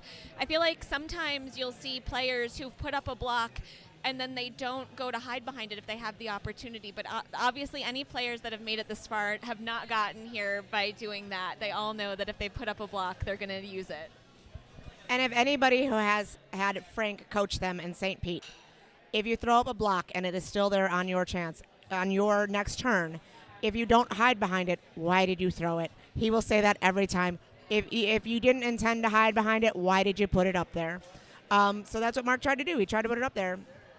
And, you know, Jeff said, I'm not going to let you try to split this. I'm going to clear this off the board. But then he left himself a splittable disc. So now Mark's got to respond to that splittable disc. And he said, you know what? I'm going to try to kitchen it or stick an 8. And I stuck the 8. It appears that the 8 is in. He did not look that happy about that stuck 8, so I don't think that was the intended outcome. And now Jeff is definitely going to try to do something with that. I don't know if he's going to go for a clean replace or if he's going to go for a kitchen. It does look like he's going a little kitchen plus on that. And it goes through, but he gets his own stick. And, you know, that kitchen attempt will help him figure out the speed for the next kitchen attempt, which I feel pretty confident that we're going to have this early in the game, you know. Oh, yeah, there will be plenty of kitchen attempts in this game. And I don't know if Mark's trying to go for a kitchen attempt here, if he was just trying to go for an 8. I don't know if he's trying to roll to the other side to hide behind the blocker that he's got set up there. But he's left a disc on the board. It's an inconsequential disc. It's not scoring right now. But it's up to Jeff to decide what he wants to do with it. You call it an inconsequential disc. I call it a danger disc, because even though it is not currently scoring, it does have, you know, the potential to score. It has the potential to be kitchened. It has the potential to be split. And Jeff took a really safe approach. Oh, not a safe approach. I thought that there was one more disc left. He scored a clean hammer. I'm doing great. Everything is fine. I'm not even the one of us who's had anything to drink, so. That's true. But even with that shot, to me, that is a little bit risky going across court because you're going to the side where if you miss and you are slightly off, you have the potential to hit that disc that's there and possibly knock that into points. And the last thing you want to do is knock your opponent into positive points. As one of my old dearest shuffleboard friends and teammates used to say, I love free points. I love when other people knock me into points. I love free points. But that had the potential of perhaps ending up in a 7. It was a little bit of a danger disc, as you call it. Yeah. Especially for something like court 3 where the center line is really unpredictable and can kind of squiggle a little bit, so depending on where you are on the court it might drift in different ways, and a lot of court 3 actually does drift towards the columns that you're seeing on our left side, on the yellow side of the court, so he could have ended up drifting a little bit and hit that line or hit that disc if he went a little bit long. So yeah, but he's Jeff and is very precise and has been, getting ready for this for a while, so I'm not particularly surprised that Jeff hit that. I'm never surprised when Jeff hits a hammer, let's be serious. Yeah, and Jeff has this court so mapped out that he's made a video game about this, is what I've heard. So he has this court so mapped out with all of the drifts that if you find his game, you're able to find out all of the drifts on this court, which maybe next year coming into this tournament, I might take a gander at that game and see if I can figure out the drifts on this court. We actually played on court 3 for our first game, and so knowing the drifts would not be a bad thing. Not a bad thing at all. Were there any discs that you think you got court 3'd on where it just kind of went a little bit not the way? It's it's a little haunted. Sometimes you'll just have a disc that just goes off course a little bit at the end and it looks good until it's not. Absolutely. I'm like, oh, that looks good. Nope, never mind. Never mind. That's gone now. Nope. Oh, there are two biscuits on the lines. And now with Paul's last shot, he's going to go here and he's going to see maybe I try to 8 on the other side. Maybe I try to 8 kitchen. But with that other disc on the line, maybe there's a potential for an 8 and 2 kitchens. Paul said, I'm going to take this risk. I'm going to take this gamble. I got the 8. I missed the kitchen, but an 8 hammers, not a terrible thing to get. So I think he was going for both. He was taking that angle so that the one behind it was not any type of factor, because the last thing he wanted to do was land his 8, bump that one on the line into a 7, and clear the one that was on the back line. So he didn't want to give up any free points, and he absolutely made the right shot and the right angle so that he got the 8 on his hammer. The little bit of danger there was that with the other black disc behind, if he had knocked the top black disc into the bottom one, he could have ended up with a scoring 7 for his opponent, which again, if you're a player who's not Paul, maybe that's dangerous. It's maybe a little less dangerous for Paul than it is for the rest of us mere mortals. And he took an opportunity of a block that was touching the lag line to try to kitchen it, knowing that his own stuck block was going to be removed because it was above the lag line. So Jeff's going to just put another one right back in. Little deeper, little further out. Yeah, because he doesn't want to give him the opportunity again. But that yellow disc on that back line of the kitchen can be problematic, because if you are a kitchen player, and I know a lot of kitchen players, they look at that as a backboard and an opportunity, saying, I'm going to take your disc and run it into that disc so your disc sticks in the kitchen. That's going to be my backboard. That's going to be my backstop. I'm going to use that. What Mark did here is he went ahead and he threw up his own, he cleared it and rolled into a St. Pete for himself. But with his hammer, the St. Pete is only effective if it stays there. And Jeff said, I'm not going to let that stay there. So Mark, with this being his hammer frame, he's got a decision to make what he does here, because a block blocks up your own board. So what do you do? What do you do in this situation?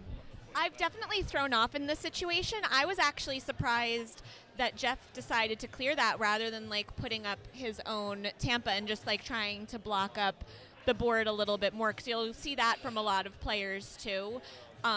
Though Jeff is a really good clearer, so if you're less confident in your ability to clear that disc, it's definitely blocking it up more when you're off hammer is usually the way to go. And it looks like Mark threw wide. He said, I don't want this disc to be a factor for my last shot. I'm going to throw wide. It's going to be inconsequential. It's almost like throwing off, but it's a little bit it's absolutely more in Jeff's way than his own way, because Mark could see the entire board when he threw his disc. And now Jeff said, I'm going to block up part of this so that you don't really have a good shot at this side of the board. I'm going to make you go to the other side. And when people throw off, some people will throw off really hard to the side, and others will do what Mark did, which was more of a speed shot where you're getting ready to score a disc, which he did, so it worked out. Because if you're throwing off really hard and then you have to come back down to your normal speed, you maybe aren't ready to do that. So that can be, I think, a little harder. I think it's harder to swap off. Yeah, so Mark hit his hammer, got that 8. It's an 8-point game, equal hammers left. It's still a very exciting match. Conso finals, I mean, people discount it and they say, oh, consolation bracket. But these are some of the top teams that we have. You just get one bad run in that first game and you're in the consolation bracket, and then you start running the consolation bracket. You don't give up. You said, I'm gonna win every game that I can. And just because you lost the first game didn't mean you were out of it. Absolutely, this is not a true like double elimination tournament, but after the first round, you can lose. You can only lose one game, and it can only be the first game. Once you lose a game after round 1, you're out. But losing that first game isn't always a terrible thing, because you can hear the excitement. That's Carson's kitchen. 20% of the time, it works all the time. And we're getting a lot of like light clears with rolls here rather than decisive clears, so a lot of things staying on the board, which also very fun shuffleboard. And now Paul's going for he misses that clear, which is unusual for Paul, but because 3 moves towards the columns on that side of the board, he definitely was trying to make contact, and I think expected it. I think he expected his disc to move towards the columns, and so he made contact, but it didn't go quite where he thought it was going to. And with the kitchen where it was a deep kitchen. So the deep kitchens are often harder to clear because there's more space for you to stick and stay. And just the distance and length of the court makes it harder to clear because you've got to make up for all of those angles. So Carson said, you know what? I'll let you try to chase that kitchen, or I'll try to hide behind this Tampa. I'll make you make a decision of which disc you get to play after, but you're not going to get both. So Carson went ahead and scored a 7 on the side. Paul's saying, can I get this? Can I clear this out? And I'm sure what's going through Paul's head is, can I clear this and kick out and clear my kitchen? Because Paul's not only thinking about one shot, I'm sure he's thinking about both. Is there this, if I hit this on the inside, can I potentially clear my kitchen? So I wouldn't be surprised if he comes in pretty close on the inside of the 7, or if he goes for the straight up kitchen clear. Yeah, I also wouldn't be surprised if he had tried to go for oh no, he clips the block and knocks it into a 10. So if Carson throws off here, he's already coming up 27, right? Yeah. I was like, my math is correct.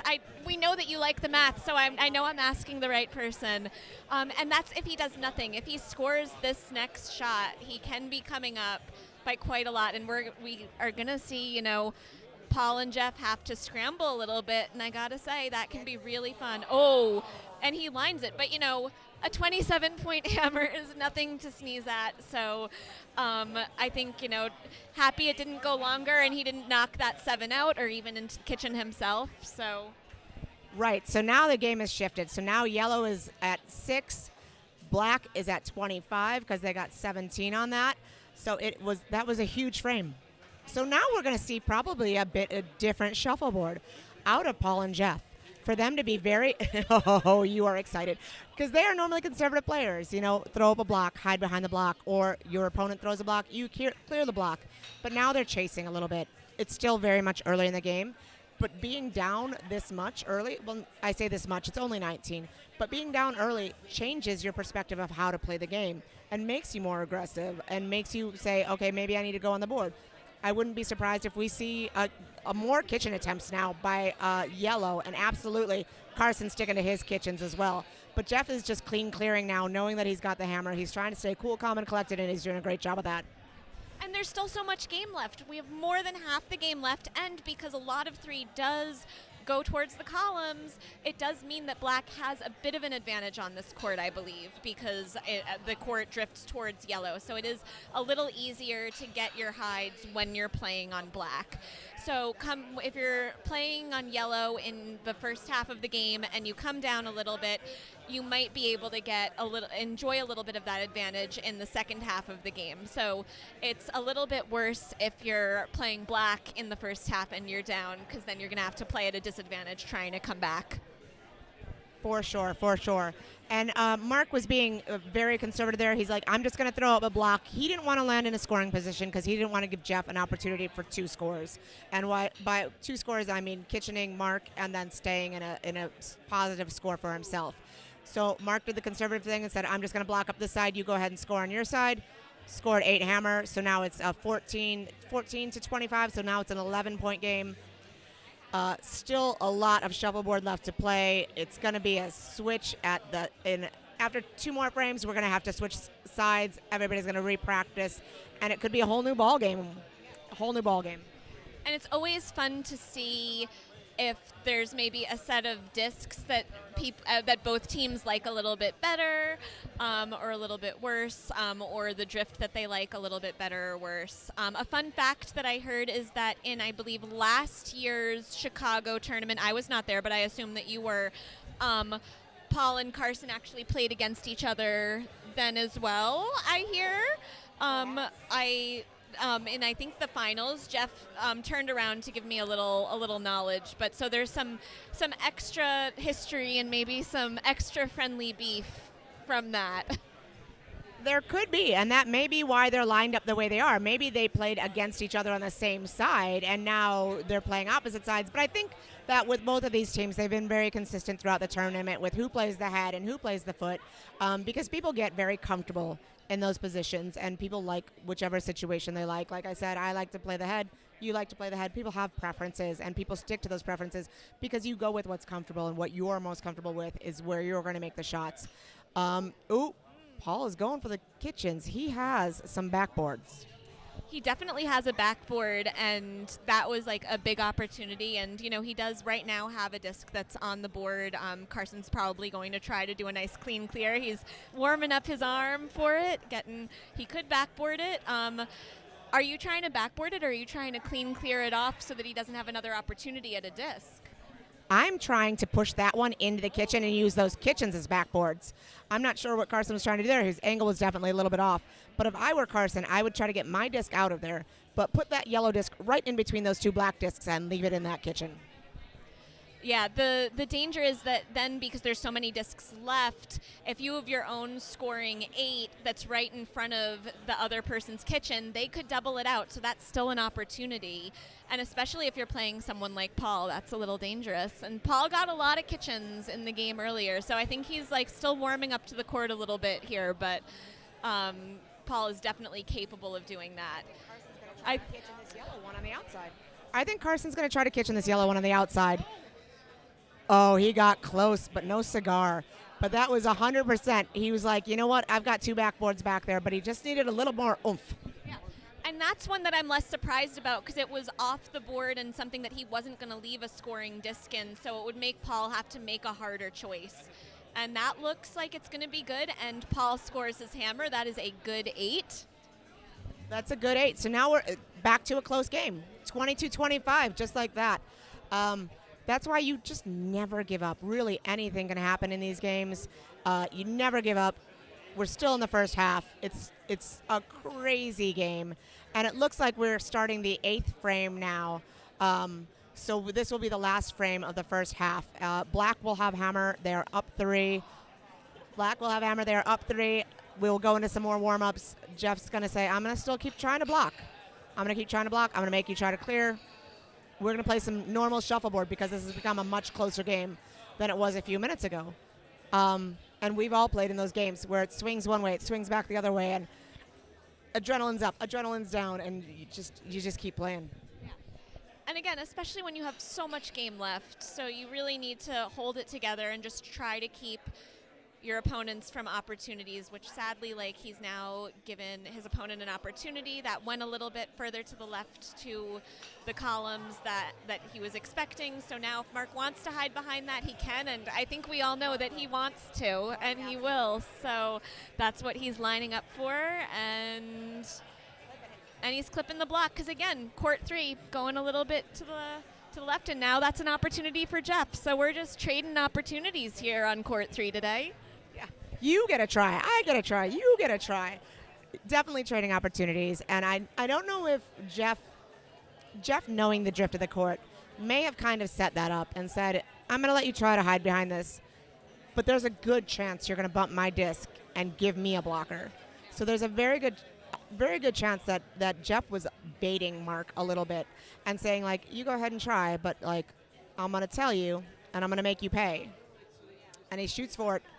Came out the line. He's got a good scoring 7.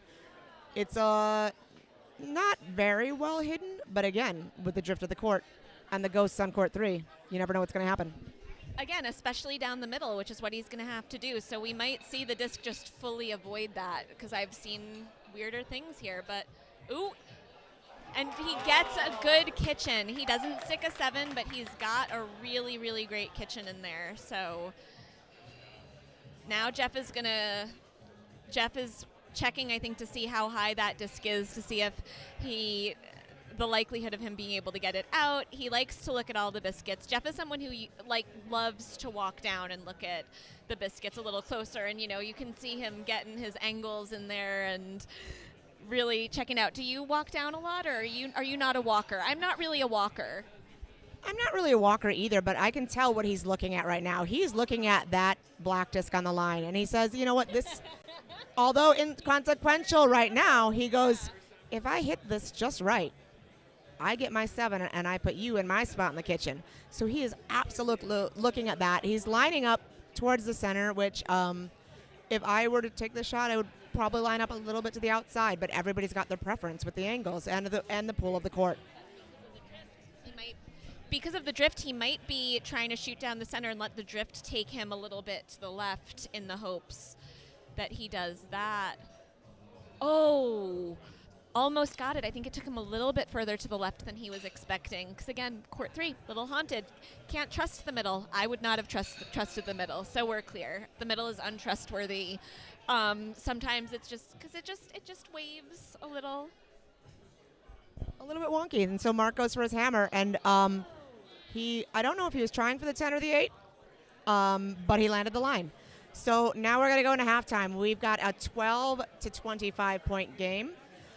Still very close. It's a score and a half, as I like to call it. Anything over 10 points, between 10 and 15 to me is about a score and a half. So we've got 12. Hold on a second. Let us double check this. Oh yeah, but it should be. I missed it earlier. Yeah. So now we're gonna go through some. Yep. So we've got 25-12. It's a 13-point game. We're gonna go through warm-up shots. Carson's starting with his warm-up shots. He's going, let me see what this looks like cross court. And I don't know if he was trying to land a 7 or an 8, but he landed definitely on the line. Need help or you good? No, I'm good. We did this before too. Everything is fine. Yep. So now we are switching colors. We are switching names so that you know exactly who you're cheering for, who you're not cheering for. We're cheering for good shuffleboard. Carson's throwing some of his shots. He saw like a 7-8 land. He says, okay, let me see what this looks like from a Tampa hide. If I throw a Tampa during this game, what am I going to be able to do with my disc? Am I going to be able to hide this disc? Does it pull too much towards the columns for me to be able to actually use this type of block effectively? So he's coming in a little bit tight, and he says, you know what? I can actually land the 7. It would have been hard for Paul to clear that. He would have had a blocker up there.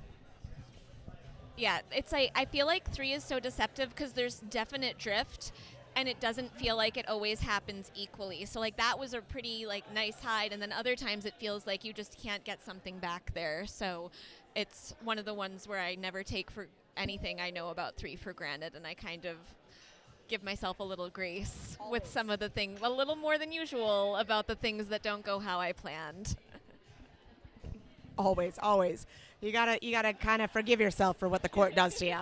It's not always your fault. Sometimes it is. Sometimes it is. Trust me. Sometimes I go, yeah, that's nowhere. That's where I released it. Not what I intended, but yeah, that's absolutely what my arm did. Paul's doing the same warm-ups I do, back four. But by now, I think Paul probably understands the drift of this court too. He's played on here for years.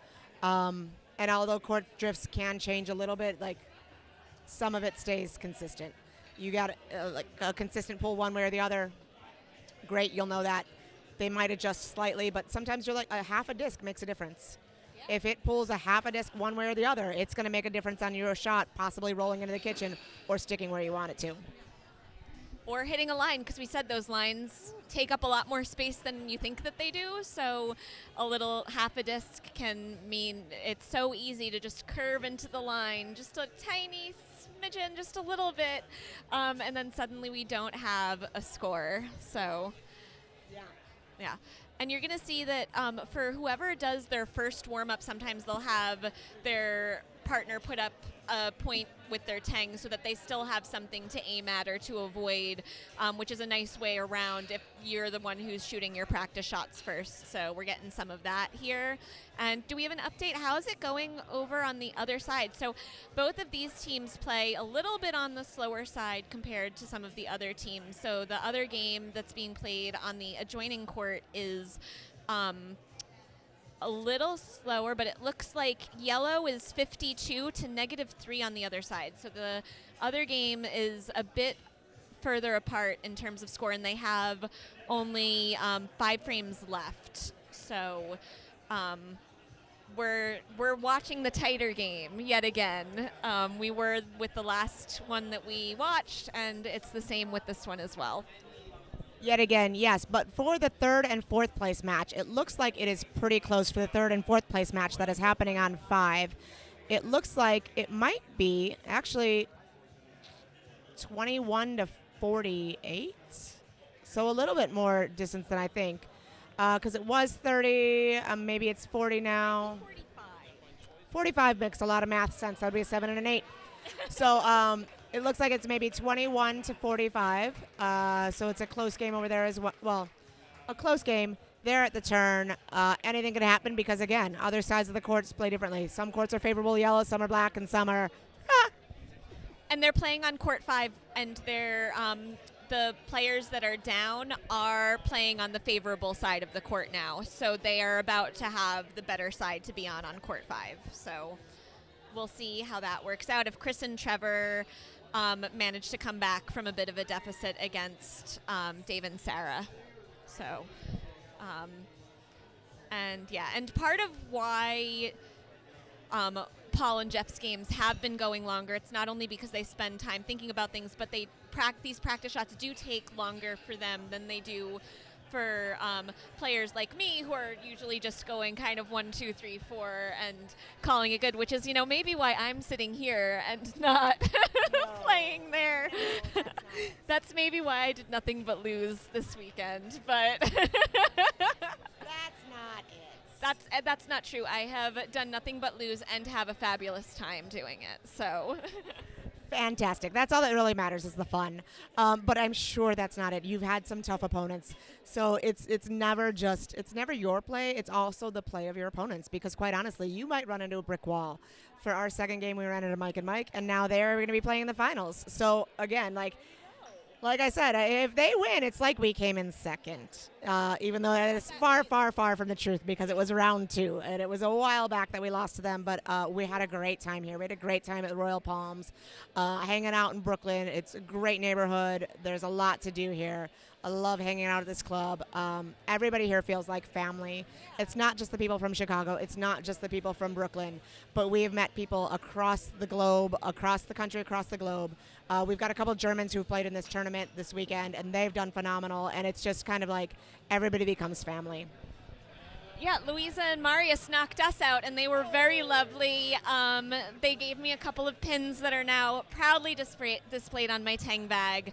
So it was so nice to see them. And you said earlier that everyone here is friends, and I think it's important to note that everyone here is friends, even if this is the first time they've ever stepped foot here, even if this is the first time that they've met anyone in this building. Everyone is immediately a friend. Yeah, because I mean, win or lose, everybody wants to win, obviously. But like you should be having a good time. This is a fun sport. Not everybody can win, but everybody can have a good time. And if you're not having a good time doing this, I'm going to tell you, you're not going to win.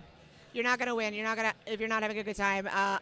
The partner that I play with, Rob, he is known for having dancing at the other side of the court. There's a good song on. You can see him having a good time. We might be up, we might be down, but he's back there dancing and he's having a good time, making a lot of friends, and just everybody becomes family. Everybody becomes friends, and it's great. We've got friends all across the globe now because of this sport that we enjoy so much. Yeah, you love to see it. And we have 2 teams that take a long time for practice shots, so we're having a bit longer of an intermission than we did before. But you saw on that last practice shot that he got taken by like the drift that happens on the end. He definitely saw that happen. We are getting close. We're just doing one more toss back down the court, and then we're going to be starting with round 2. And it's still a pretty tight game. It's still just, a couple scores, and yeah it's easy. Very much anybody's game. And there's so much game left. Yeah. So, yeah, 25-12, I got it right. I see you putting on your glasses to check my math. No. I'm just double checking that it's a 13-point game. And to me, a 13-point game is a score and a half. I mean, because 2 sevens is 14, and now you're up. So I always think of it as a score and a half, because you need 2 scores to go ahead. You get 1 score, you're within 1 score. Anything to me that's over a 10.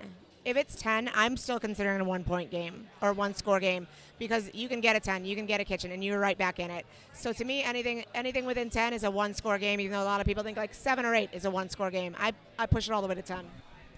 Well, in this too, 13 points is when you have this much game left, it can be, I've kitchened them once, and we've scored 8s on our hammers, and they've only scored 7s, and now those points can come out of that. So you don't necessarily need to get that whole score somewhere. You can chip away at it by getting those just little point differences by scoring 8s instead of 7s on your hammers.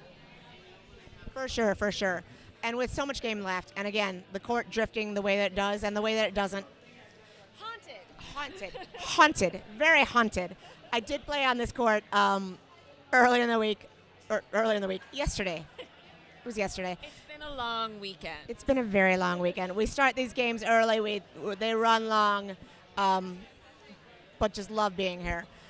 But this court's a little haunted, and you just actually don't know what's going to happen. And Jeff is very precise, and he's still taking notes on what the drift is, and he's eyeing us right now as he sips his water, because he takes this very seriously. Oh, and a little small cocktail, small cocktail. He took 2 sips just to prove that he's drinking. We don't know if there's any alcohol in it. We know that I think Mark might. I don't know if he's got a beer. Doesn't matter. But we are about ready to start the second half. Each team's giving each other a pep talk. Jeff's listening in on this pep talk. He's like, well, let me hear what you're telling each other so that I can tell Paul the same thing. But they're giving each other a pep talk. They're talking a little bit about the drift. They're talking about their opponents. They're saying, hey, I'm going to do this. I'm going to do this. What do you think about that? Quick pep talk. We don't want a long, drawn-out intermission here, but sometimes just a little pep talk will help. Yeah.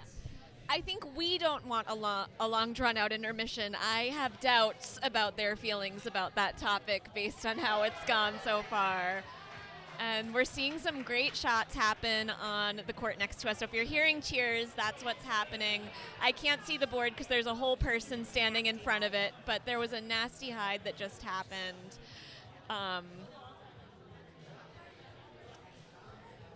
And now it looks like we're getting started over here with the second half. Some fist bumps to start us off, and I know Mark ran off for a second. yeah, but they can get going down at the other end. They'll wait. It's cool. It's not like they're a whole half a game behind the people playing next to them or anything. Though it looks like they're on par with the other game that's happening on court 5 is also at the turn, so they're actually, a little ahead. They're still doing practice shots, so yeah, so it could be worse. But Carson starts with, a nice, easy block that gets knocked out by a dainty little clear by Paul. Paul does not tend to clear with intention very often. He's more likely to clear very precisely but lightly. Precisely but softly. And although this block is a little bit wide, I think he'll still probably, still going to try to clear it. Now turns it into a Tampa for himself. So he doesn't want to leave anything for his opponent to hide behind. It may look a little wide, but anything can be a hide opportunity. Carson, of course, is trying to kitchen and leaves him short in the 7. So even though it's Paul's hammer, and normally when you have the hammer, you don't block up the board, he's probably going to block up the 7 and give himself an opportunity to go somewhere else on his hammer, but probably going to block up the 7. We've got a lot of excitement and cheering on some courts next to us. Paul may not go for a block here. He may go for a hide and leave that 7 exposed where he can see it for his last shot. I think it's because he knows that Carson's probably going to go for the wide open 7 that's very close to the kitchen for a kitchen attempt. And I think that Paul knows if Carson does get that kitchen, that it's not going to be that challenging to double. It's going to be an easier double to hit the then scoring yellow disc into his own kitchen. But Carson he's going kitchen minus. So now if Paul wants to go for that, it's very close to his own, and he risks maybe hitting it. So now Paul might go for that disc, or he might go for just a clean score of his own. He's already up a 7 on this. The 2-7 scoring on the yellow side cancel each other out, and we have a winner over on the following court, on the next court, which is why we're getting some shouts and cheers. And Paul is going. And sadly, the drift did not take him as far as he thought that it would, so that he still ended up with 3 scoring discs there, the yellow and the 2 black discs.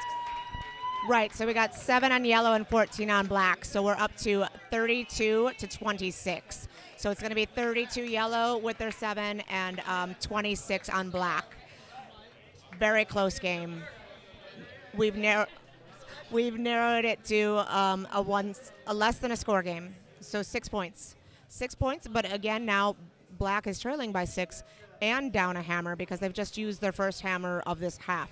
So they will be down a hammer and trailing 6. Not the best place to be in, but not a bad place to be in because it is still a very close game. Essentially, with that frame, Paul got an additional 7 points on his hammer, and that's what you want is just positive points on your hammer. Don't give your opponents points on their hammer. Jeff is playing his normal game. Still, he's not stressing. He is not reactive right now. He's still just trying to throw blocks and score behind those blocks. He's not worried at this point. He's not going on the board with his first shots. He's still throwing the blocks, and he's still going to try to hide behind the blocks. But now with this roll, this is a favorable roll for Mark, and it's become a Tampa for Mark. So I'm not sure if Jeff's going to try to hide behind it or just block his Tampa lane. Both are good choices. And it looks like he's going to try to block that Tampa lane, and he says, you know what? It's hard for you to get between this, so I'm going to make you make a decision here. I'm wondering a little bit if the matchups were made based on how they like to play, because down at the head we have 2 players who love a little bit of chaos and love to go for that shot, and if they can get 2 discs, they're going to try to. Even, as in the last frame where Paul is kind of risking one of his scoring discs, and that was not what he intended to do. But down here at the foot, we have 2 players that play like very solid strategy games and aren't necessarily going for those chaotic shots the same way that we're seeing Paul and Carson do. For sure. And on Mark's last shot, he was just trying to take his disc, bump it into a hidden 8, and then unfortunately he hit it on an angle that now gives Jeff an opportunity to hide. So now he's opened the board for Jeff's last disc to hide behind either of those blockers that are up there. He's got a wide spot to hide behind, and he knows the drift of this court. He knows he's got an idea of where his disc is going to go, and he's coming a little bit narrow and unfortunately landed on the line. Not an easy shot to make, and he's just barely missed it. But now this is Mark's hammer, and he's got to look at the board and go, okay, we've got a drift on this court. Do I stay on my own side or do I try to go to the other side? And with where he's lining up, I think he's going to try to stay on his own side because he knows that the drift is going to pull him a little bit that way. He didn't want it to pull him on the center line. And unfortunately, that 7-8 line got him. So he did not score his hammer. No score on that frame. Again, now it's equal hammers in a 6-point game. Anything can happen. Still a very close game. Nobody's been too aggressive yet. Nobody's been going on the board. They've been playing the game that they've been playing, throwing up blocks and trying to hide behind them if they don't get cleared. So they are still both sides are being very composed with their shots and being very intentional with their shots and not getting too stressed out about, I've got to go on the board. I've got to get this right now. They're very, very intentional with their shots and very much playing the game they've been playing the whole time.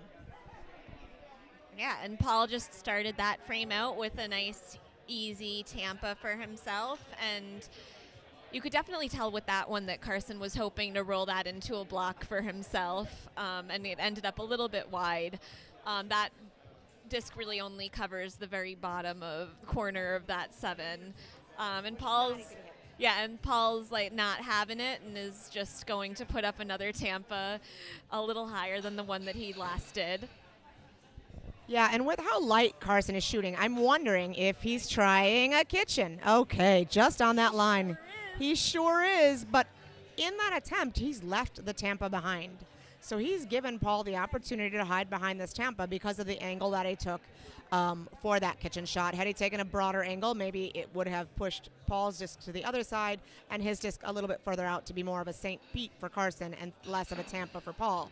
But not surprising, Paul takes that Tampa hide. And that's a nasty hide. Nasty hide. Jeff's not here to say it, so I have to say that that's a nasty hide.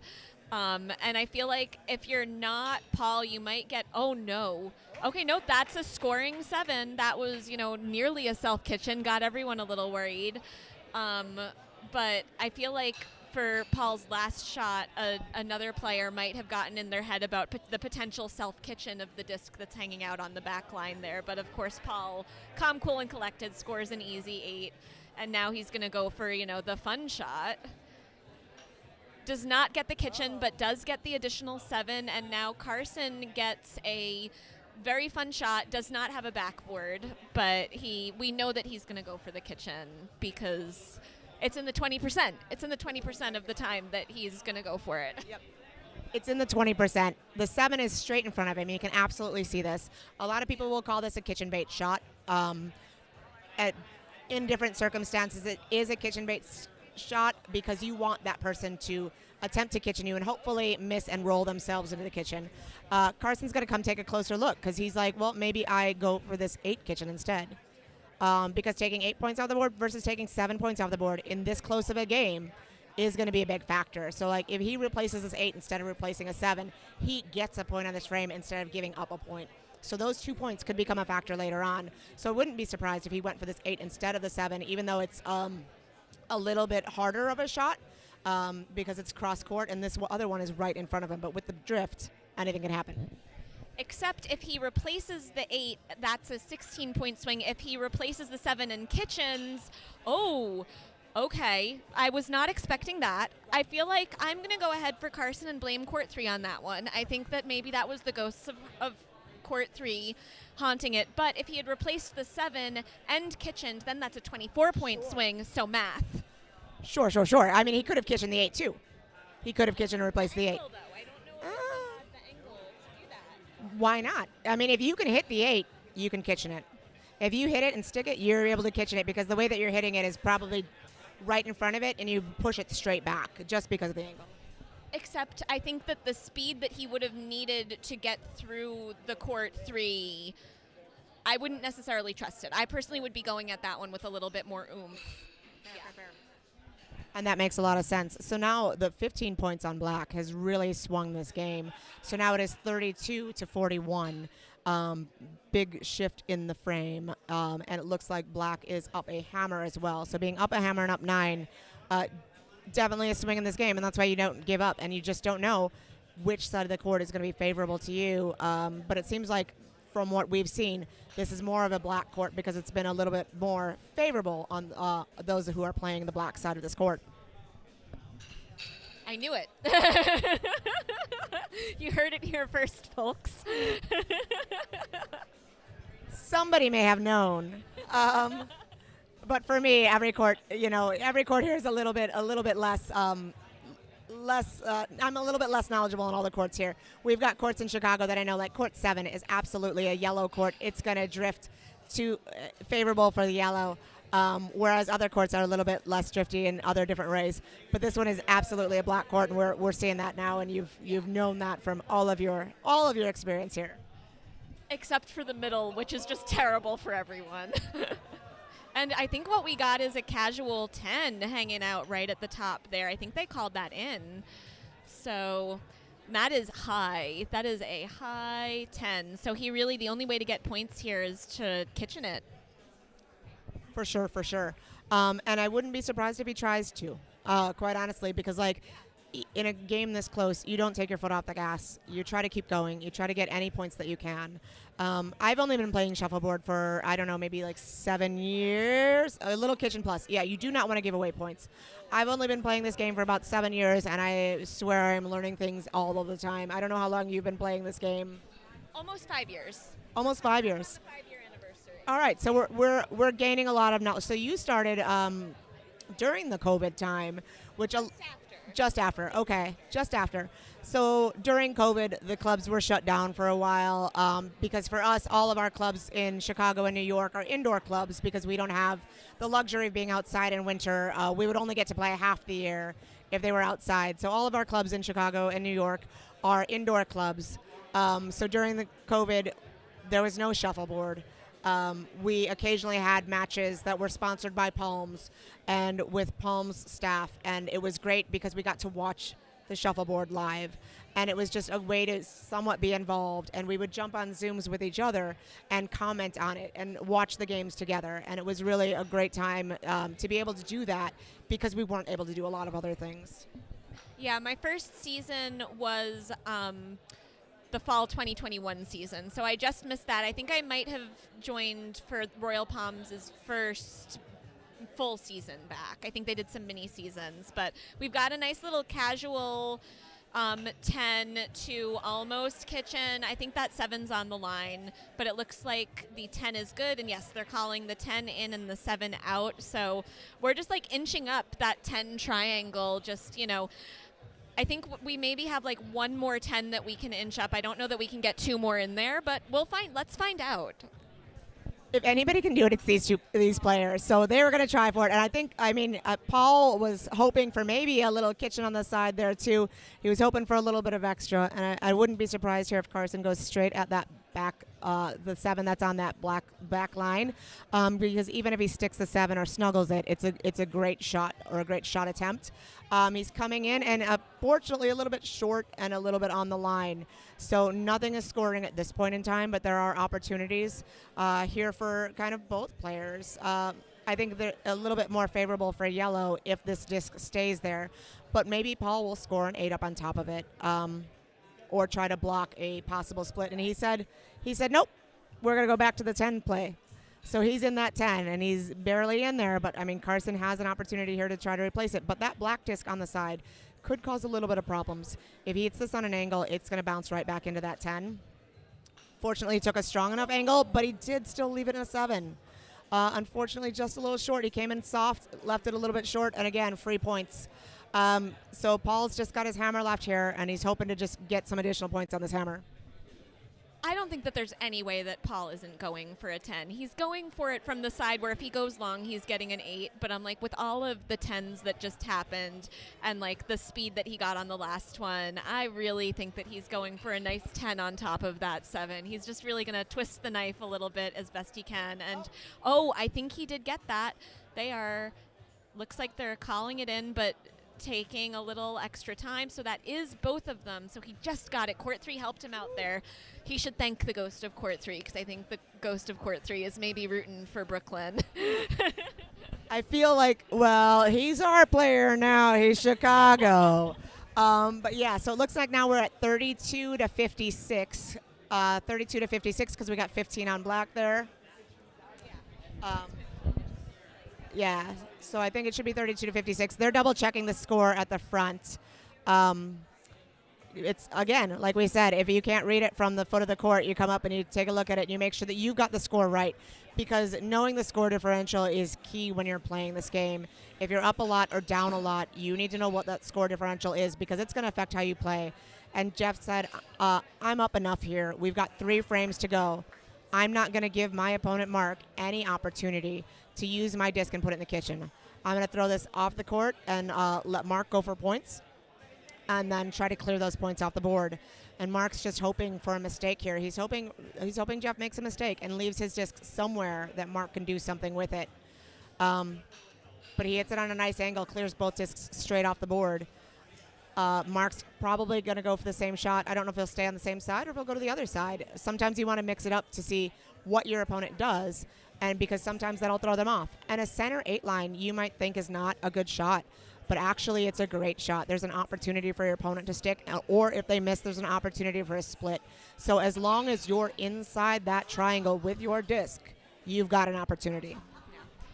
It also means that the off-court side of your disc is going to be equal from either side, so you're kind of making your opponent have to maybe make a harder choice on how they want to clear that disc than one that's decisively on one side or another.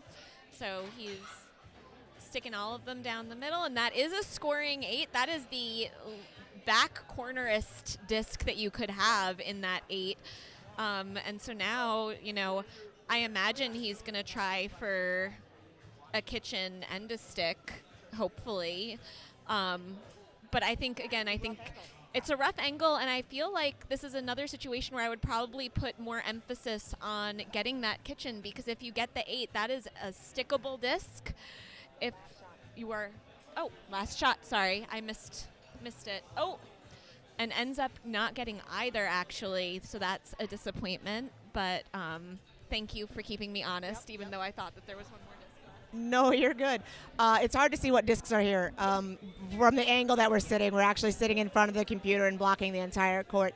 So I think on that last shot, he was absolutely going for the kitchen. He had that right speed, but because of the drift, it pulled his disc in towards the triangle and pushed the disc that he was hitting outside of the triangle. So I think he had the right idea. Just a little bit of that court 3 drift got him.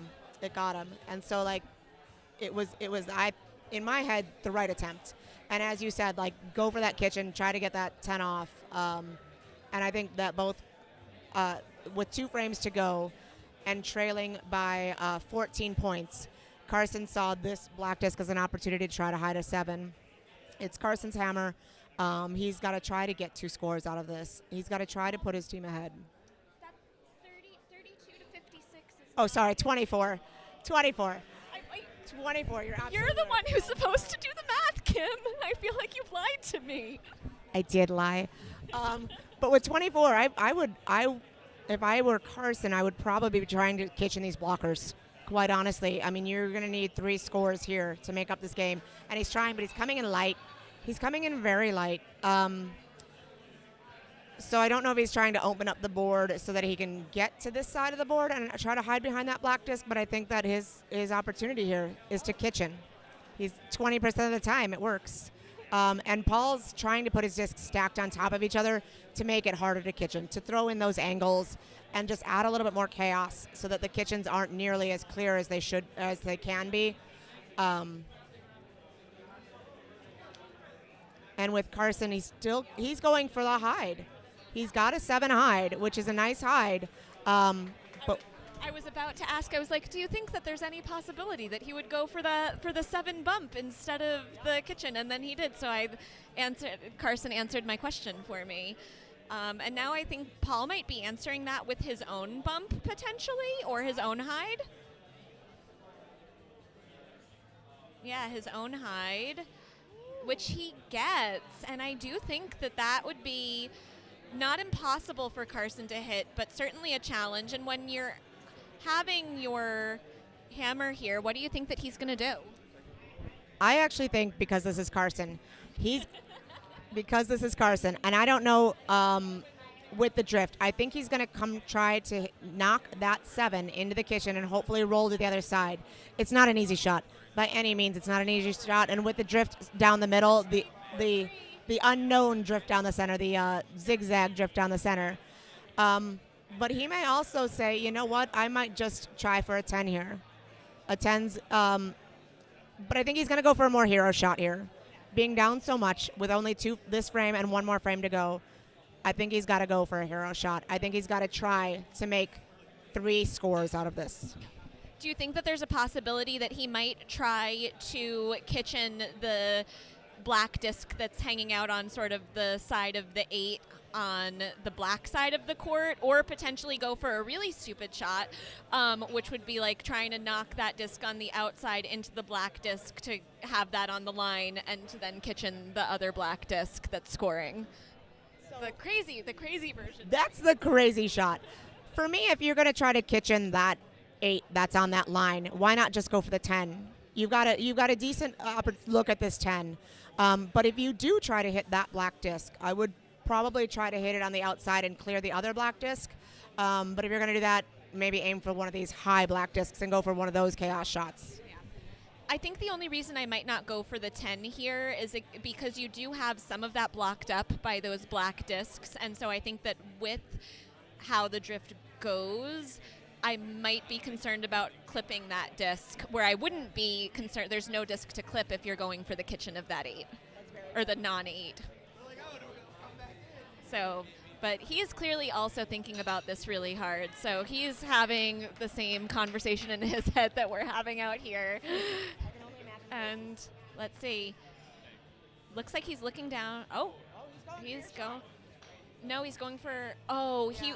He wanted that to be a kitchen, but ended up leaving it in points. That's why you got to go kitchen plus. And I don't know if the discs are maybe slowing down from what they had been earlier now that, the wax has worn on them a little bit.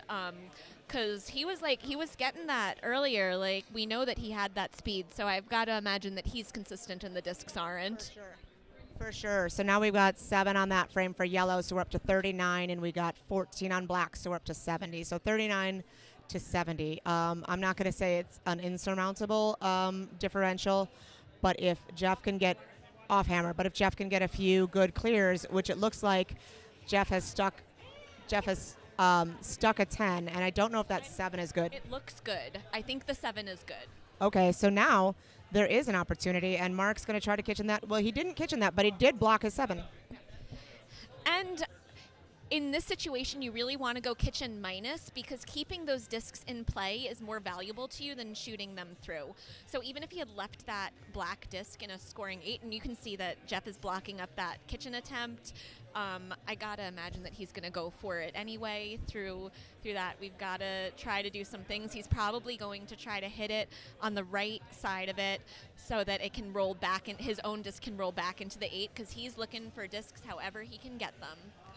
Oh, and he does get an additional scoring 7, which is also hidden. So not impossible, not mathematically impossible right now. So wait, so he's got 14, but he currently has a, right. So can he get, but so if he rolled into the 8 and gets a kitchen with that, does that get us there? Math whiz, help me. Right. So if he gets 18, so it's possible, but not his hammer. Yeah, not his hammer, but makes Jeff have to clear, and yeah. Even though Jeff can clear. Right, and Jeff's going to go straight at those 7s or score a 10. Sure, to just cancel that kitchen. So an exciting match here. Good times had by all. Probably more by Jeff and Paul, but I think good times had by all. No, everyone got to be in the lead for at least a part of the game, and they were down from a bunch. So just like the Knicks came back for another New York win, we're having a theme this week, maybe. So, but I'm claiming Paul for Chicago. Actually, a very exciting final to see a split team win. So to share that consolation final title between Chicago and New York is a really special thing, because I don't think we've had any split teams like that win in either Chicago or New York in the past few years. Yeah, so you love to see it, and we've had so much fun commentating for you, and I think that Jeff is going to be in here for doing the main final next. So get excited for that.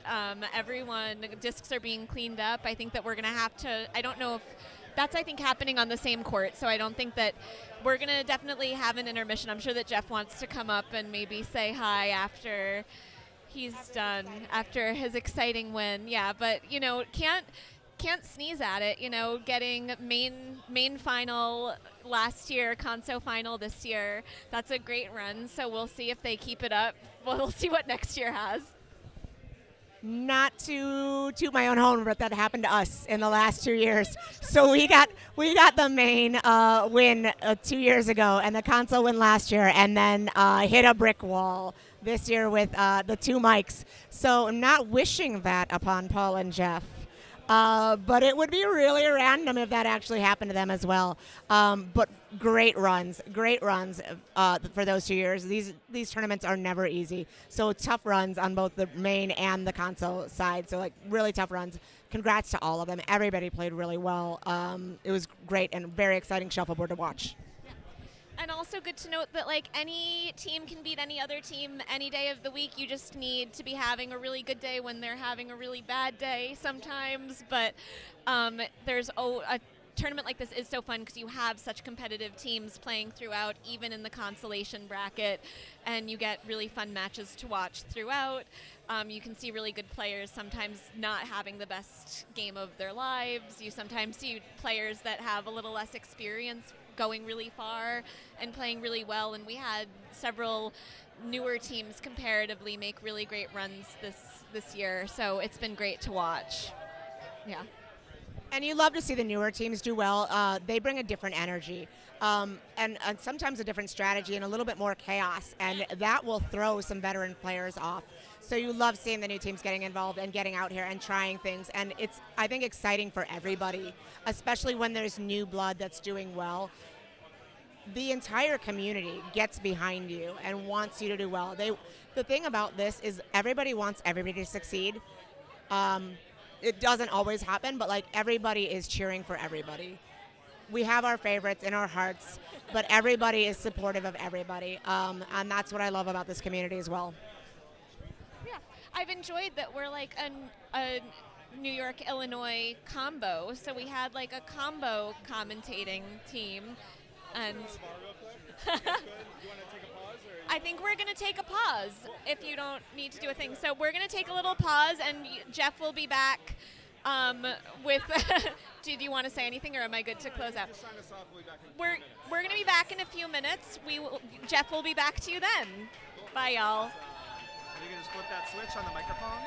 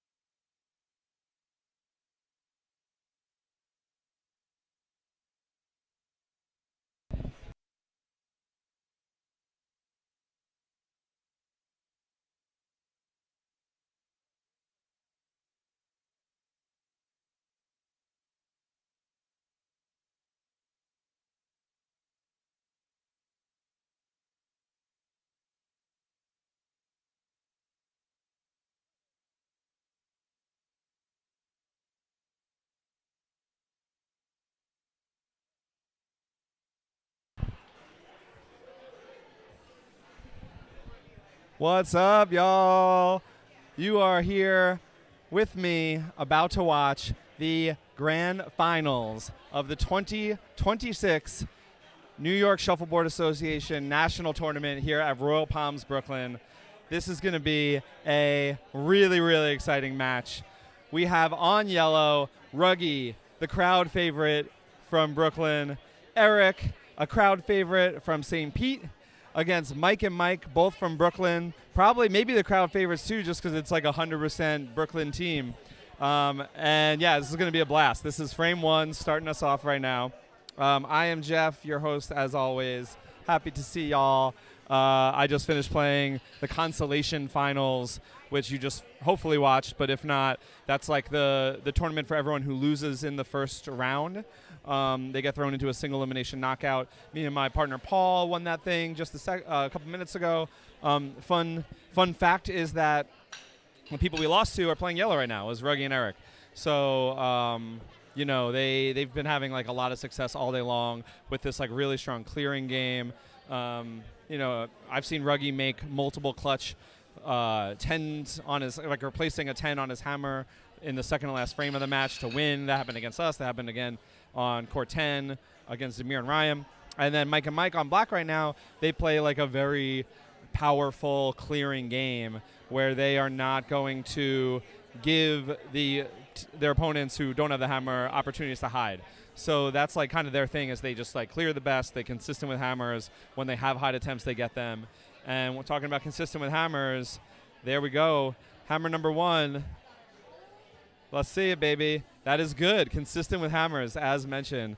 So that is 7 on the black. I got to update the score here. Also, I am monitoring the chat.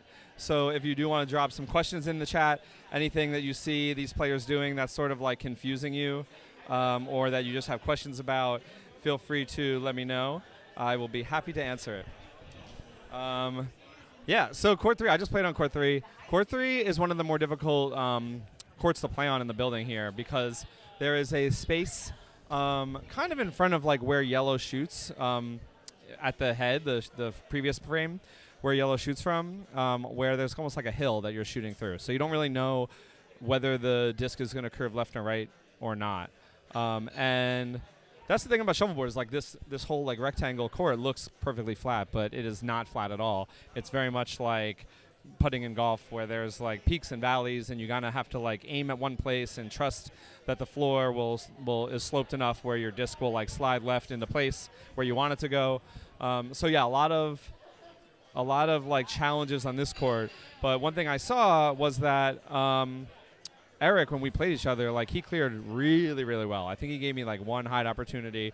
It wasn't hidden enough, and then he got to it and scored on the hammer. So I feel like all 4 players, they're probably here because they play a very similar play style to each other, but also to me. And there's a lot of like really good clearing. So that last one from Mike curved to the right at the end of the path. So Eric could go down the left side and hide if he wants, but he's choosing not to. Just keep it clear. This court's so strange with that hill that I mentioned, like where Mike was shooting that black disc, pretty much exactly where you'd put up like a standard St. Pete. It might hook right and it might hook left, and you never really know what it's going to do. So there's definitely a lot of scenarios in which black's putting up a St. Pete, it curves right, just kind of like that disc curved to the right a little bit, and makes it really hard to execute off hammer and gives the person with the hammer a lot of hide opportunities. All right, so Eric with a big hammer chance here, and he comes up short. Yeah, I'm not going to tell them, but that's definitely something I noticed when I was playing, was that the yellow side of the court, or sorry, the yellow discs were actually slower than the black discs. I don't really know why that happened. It's just the way the wax wears off, but that was my observation for sure. All right, let me update the score. Bear with me one moment. Frame 3, black 7. Sweet. All right. So yeah, also just so you know, they're writing on the left side of the scoreboard just because there's no one playing next to them. So if you're wondering why it's not on the right side, they're just like, you know, there's no one else on this side of the building because of the tournament, so they're just, you know, taking over the whole scoreboard. All right, so yeah, like Shuffleboard 101, a lot of the purpose of this channel is to help newer players understand what's going on. And really what's happening is that, like, if you are if you just score, right? Like the triangle is the scoring zone, right? You don't see players just like scoring, because if you just score, your opponent's going to knock you out, and worse yet, you can get knocked into the kitchen, the 10 off area, that trapezoid at the bottom. So there's no real reason to like just put up scores where your opponent can knock you in the negative 10. So instead, what people do is they put up blocks up front and hope that their opponent doesn't clear it, so that way they have space on the board where there's a disc up front in the way. Yeah, so but Ruggy's like clearing too perfect, where there were no misclears. And now Ruggy with a chance on the hammer to score 8, potentially even kitchen that. It looks like it's kitchen speed. This comes up soft and knocks him in points. You can tell he's frustrated about that. So yeah, as mentioned, yellow disc slow. Like I said, I wouldn't be surprised if the court they were just playing on, court 1, was moving a little bit faster. But yeah, that was like kind of a critical error from Ruggy. You never want your opponent to score points on your hammer. And I feel like that's sort of like what the Mike and Mikes have been doing, Mike Dunlap and Mike Brady, is they've just been letting their opponents make the errors and, like making them pay. Punishing them for the errors made. All right, so Eric just decides to go on the board, which is interesting.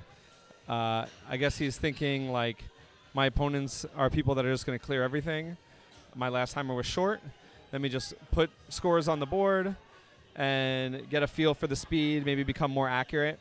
And that way, if my opponent doesn't clear, I'll have a lot of practice and can knock them in the negative 10 and try to recover from this 14-point deficit that they have after 3 frames. Mike is clearing hard, and he kind of sticks that one. Yeah, so Eric with a kitchen opportunity, but this is shooting right over the hardest part of the court, though we call Bermuda Triangle. So you never really know which way it's going to curve here, and he's going with kitchen speed, and it curves left hard, and he leaves him in points. Yeah, there's like a what were they thinking podcast style video discussion where Adam Fertino and I commentated over a match we played, and that was a big thing that Devin with his amazing motion graphics showed on the court, is exactly where that Bermuda Triangle area is, where you just don't know which way it's going to curve. All right, so Eric's just trying to score here and kind of, just sort of like stop the bleeding. Kind of putting in a place where if Mike tries to clear it out, maybe he knocks his own out. That's what he's thinking with that, putting it on the left side. So Mike has to be really careful to clear it on the left side, where the yellow doesn't knock into the black and knock it out. But also he wants to, like, ideally have his shooting to stay in the 8. But I think the priority is probably just trying to clear that on the left side. He can also score on the right, but I think, with him clearing so well, I think he can just clear that yellow on the left side, to take the 7 points on his hammer frame and extend this lead to 21 after 4, which is a pretty nice lead. But let's see, he might just sort of like give in and say, I'm just going to score on the right.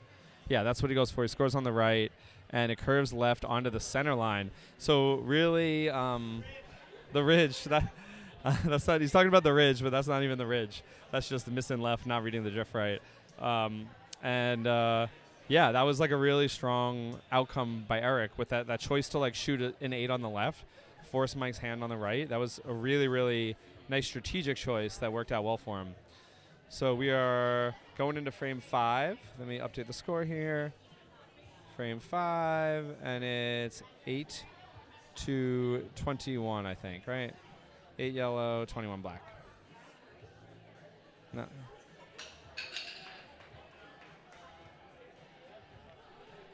Yeah, I got to get those guys to write firmer with the chalk.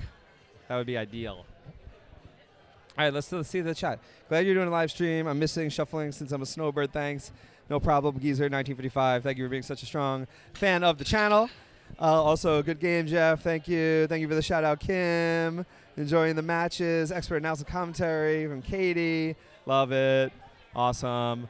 Happy that you guys are enjoying it. All right, so Ruggy's kind of like doing the same thing where he's like, actually, I don't really know. Maybe that was a Tampa that went deep, but there's something to be said if you know your opponents are just trying to clear everything, to be like, all right, why don't I try to like build this finesse game so that I can potentially, either put them in the kitchen or just be more accurate in general. So Ruggie with the kitchen opportunity looks kind of hard, way hard. That's on the line. Mike has to decide whether he wants to take that, knock that yellow and kind of keep himself in the 10, maybe even try to kitchen it. I think the smartest shot's probably going for the open 8 down the left, but a lot of people like a backboard, something to aim at. Yeah, he just goes down the left, and that disc slides in perfectly into the 8. So that is like, when shuffleboard is played perfectly, that's well, I guess no, Mike did miss a clear. I was going to say that's what it looks like, but yeah, he missed a clear. What am I saying? He just kind of got lucky because Ruggie missed the kitchen. But yeah, that in general, like that is what the strategy books tell you, is keep it clear, try to score your hammer. Not the most exciting. It kind of gets exciting when people mess up, but that is like the optimal strategy here. 1, 2, 3, 4, 5. This is frame 6. So yeah, Eric doing the same thing, going on the board. Nice deep 7, just ignoring Mike St. Pete. And let's see if Mike gets like tempted into a kitchen game here. Sometimes when there's a crowd, no, he just clears it perfectly. Sometimes I find though that when there's a crowd, you kind of want to show off a little bit. And the crowd, there's like, I don't know, 50 people here watching this thing, so definitely a nice sized crowd. Eric looks surprised that came up so short. Yeah, but let's see. Mike, I imagine, is probably just going to stick to the game plan, keep it clear. The other thing I'll say about this court is that it is a lot harder to play yellow than it is black because of the aforementioned like hump in front of the yellow shooting area at the head, the far end of the court. Mike's taking a long time here, so I think he's thinking about whether he should kitchen it. Yeah. Oh, no, what's he doing? He's going for a little snuggle in the 10 or just blocking the right side. That's interesting. So he blocks the right side thinking that he would maybe have a Tampa hide if Eric comes up short. Eric does come up short. So now Mike Brady, this could be a huge frame. He scores the 7 down the right. When we say a hide, what we're talking about is scoring in an area where those discs up front are a problem for Eric on yellow. That looks pretty good. Oh, baby. That is so nasty. That is 10 out of 10, perfect hide. Yeah, that was, I said so nasty. The crowd is just screaming about how nasty that was. And Eric with a little bump. That is a hard shot. In that Bermuda Triangle part of the court where the drift is so hard to read, he just completely calm, cool, collected, bumps that baby in. Really, really impressed there. But at the end of the day, both players scored. Both players scored. Eric did not gain points on his hammer, so that is a disappointing frame for him. But still pretty early in this game. And like I said, like your goal when you're yellow is just kind of like keep it as close as possible. No, see the score is messed up. Oh. Man, what score? Can't read that. 15 yellow, 36 black. Cool, thank you. 15 yellow, 36 back. Yeah, I got to talk to these guys about writing a little bit more firmly. I cannot see that. All right, well, this is interesting. Ruggie's trying to throw that kitchen bait, and he doesn't get it. I'm surprised Dunlap's not going for the cross-court hide here. He's just blocking up the board. I don't know. I mean, that's fine. They're trying to protect your lead. If you go for the cross-court hide, you accidentally overshoot and kitchen yourself. You don't hide, and you give Ruggie a chance to knock your disc into the negative 10. So I kind of get the thinking is just like, go back to Shuffleboard 101, block up the board. What I don't love is that if Ruggie puts a score on the left, it still is like not an easy shot for Dunlap, which is what he looks to be doing. But that disc curve, oh no, that was good. Oh, that might still be in. It looks on the line, but let's see. On the line. See, like, Dunlap could probably get to that, but it's like a hard shot. So he's blocking it up. That was perfect. Kind of leaves Ruggie a little cross-court lane here where you can maybe go cross-court. Split it off, I hear people yelling. Brendan, the Virginia Beach champion, is yelling split it off. He means like shoot down the spine of the court and try to knock the edge of the yellow and try to get 2 points out of it. I think it's way too early for that. You just aim at that open side of the board down the right. Get there, get there, get there, get there, get there. Oh! On the line. That is exactly the right shot, though. No way, man. Too early to split. Virginia Beach champ that split. You got to listen to the Virginia Beach champ. Brendan says split. So we're going into the even, and it's still 15:36, right? 8. It's the final. You got to let the crowd, got to make the crowd scream is the idea. Or that's at least what I'm hearing people yell behind me. Very distracting. All right, transition. We're good to go. So Eric's going on the board again. Yeah, what I was saying before, I kind of like lost my train of thought, but a strategy for this chord that Paul and I used last time is like just keep it close on yellow. Start with the bad color, keep it close, because you're going to get so many more opportunities when you're playing black because of how hard it is to play on yellow. And, you know, people haven't been like wild. Yeah, the yellow people, yellow team, Ruggie and Eric, haven't really been like wildly missing. There was that one missed shot from Eric. But I can't overstate how difficult it is to play with finesse on yellow. So you just sort of like keep it close, put your opponents in difficult positions. Maybe they'll miss clears, maybe they'll stick because of the weird drift. And then you on black with the predictable drift, you know, take advantage of that. So that's the core 3 game plan. I'm excited to see how these teams respond after the color change. Yeah, so Eric's last shot, and then we'll get to the chat. I'm thinking high 8 on the left, maybe. Yeah, high 8 on the left. Not high enough. I hear him say out loud, not high enough, but still not an easy shot for Mike because of that weird drift. But yeah, he just needs to hit it straight on, and Eric thinks there's enough space for black to score.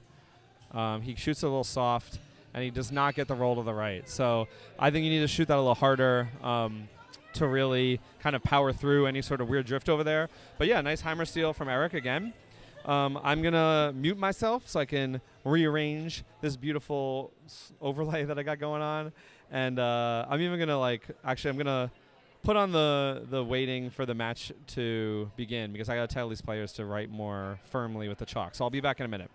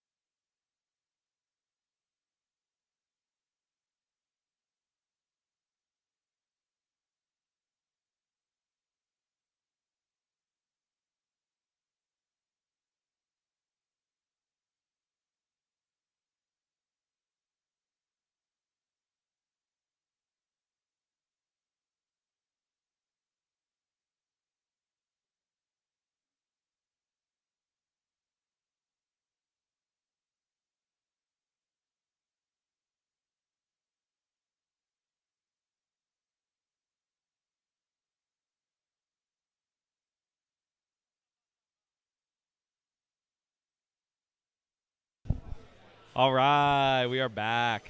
Thank you for your patience. Shout out to my man Rob O'Mahony, the partner of Kim, who was doing commentary in the last 2 matches, for shouting out. I reminded my friend Mike down there, write as firmly as you can on the chalkboard, and we got a crowd heckle for you talking about chalk pressure, right, Jeff? Yeah, I talk about chalk pressure a lot on this channel. PSA for everyone in the league, write as firm as you can with that chalk so everyone can see the score. They'd appreciate it. Shuffleboard's a lot more fun when you know what the score is. A lot more fun to watch when you know what the score is. Also, shout out to the people in the chat.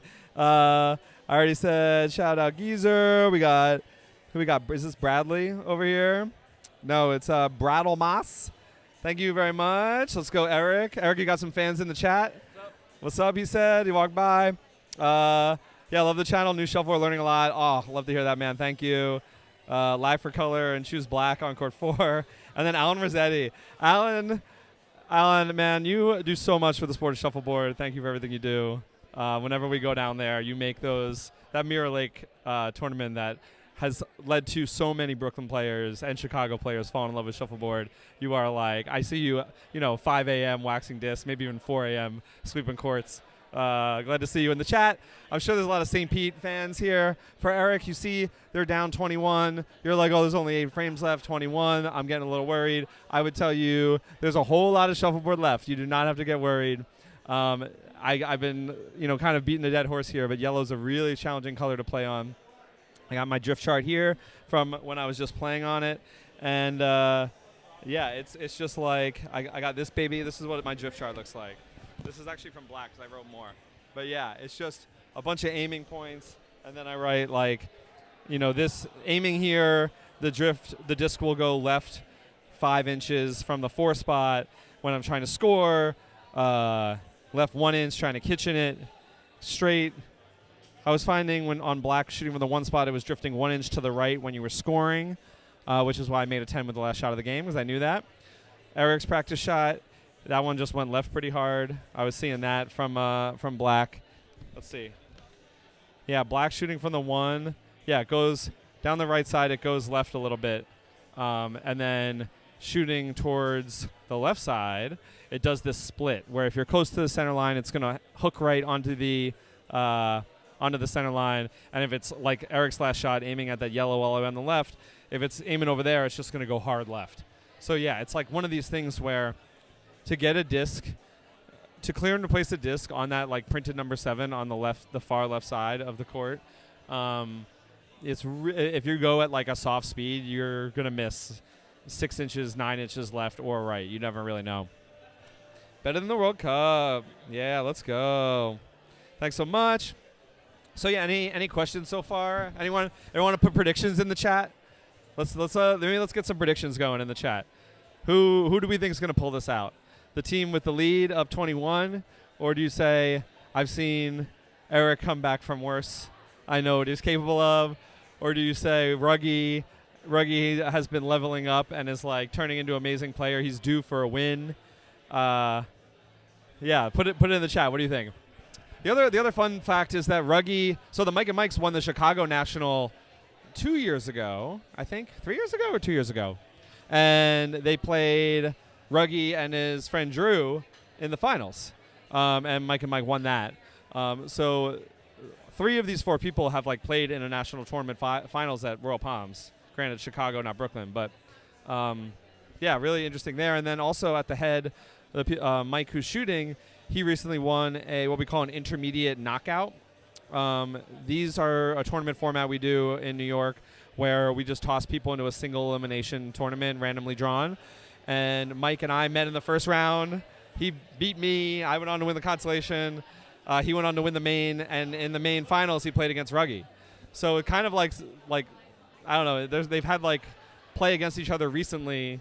I really love to see Ruggie getting so good because he's been playing for a while, but he got like more serious recently where he's like traveling to the international tournaments, playing on all different surfaces. He's also like a really incredible ambassador for the game. So I'm hoping they come from behind. Shocker, Allen. Even though it's hard to root against like an all Brooklyn team, the fact that the Mikes have won before, I'm kind of rooting for like a Ruggie win here. Leesburg, Florida, rooting for the Florida boys. It's only one Florida boy. It's Eric. Ruggie down there is a Brooklyn man, but I get what you're saying.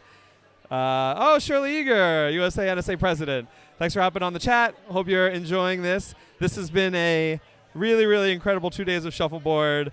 New York does like a really amazing job, in my opinion, with the national tournament.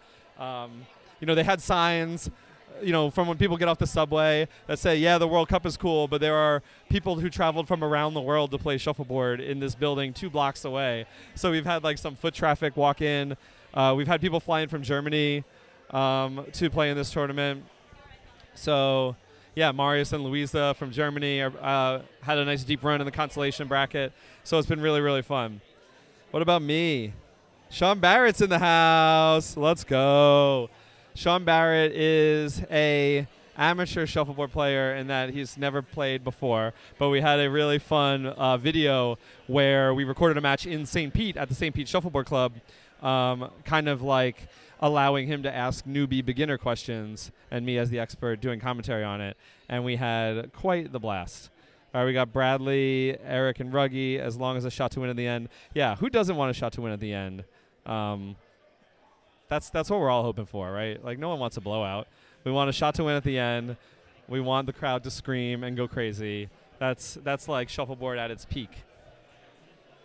Unless Jeff is playing, then I root for him. Oh, that's so sweet. So the problem, though, and like it's kind of the Mike and Mike effect, right? It's like the crowd's not totally in favor of them because they win a lot of stuff. And that's kind of like the conundrum a little bit. Is even though I'm such a nice guy and I do this channel and all that, the crowd, everyone wants like a new person to win all the time. So I think people are going, I don't know, crowd might be split because they're definitely rooting for Ruggy, but you don't necessarily want like an outsider coming into our house and winning it. So I don't know. I'm probably like, I don't know, I'm probably 60-40 rooting for Ruggy Eric in that I really love my man Ruggy down there. All right. We're kicking this thing off. Frame 9 of 16. Nashville, Indiana. Yeah. All right, cool. Let's focus, right? All right. So Dunlap starts off with what is supposed to be a Tampa on the left, and it kind of like goes right a little bit into what I call a 50-50. A 50-50 is just something I made up, but it basically means that both players can hide behind it. And that is like a pretty nasty hide, right? The yellow's in the way for a rug. Oh, he almost gets the combo. So, yeah, the yellow's in the way of Mike on yellow's ability to clear it out. That is a hidden disc. And I call it a 50-50 because Mike could have done the exact same thing on the left and hit a disc if he wanted to. Smartly, though, he tries to clear the one up front, not trying to get this into a shootout where there's a lot of discs on the board because he really wants as little score variance as possible at the moment to help protect the lead. That is like holding the lead one-on-one is try to just stop your opponent from having a big frame. Oh, man. This is pretty juicy, though. I'm going to pop over to the left here. Oh, that's pretty well hidden, actually. Yeah, he kind of gets a little lucky with that roll to the left, but, yeah, this is like, I think Ruggy's going to try to bump the black into the yellow. No, he comes up. Oh, he's maybe going for the side-to-side split. Doesn't get it. I don't know. You could make an argument for Ruggy to clear the yellow up top to try to be able to access the yellow on his next shot. I don't know. This is tricky. I think Mike just blocks up the center of the board. 10?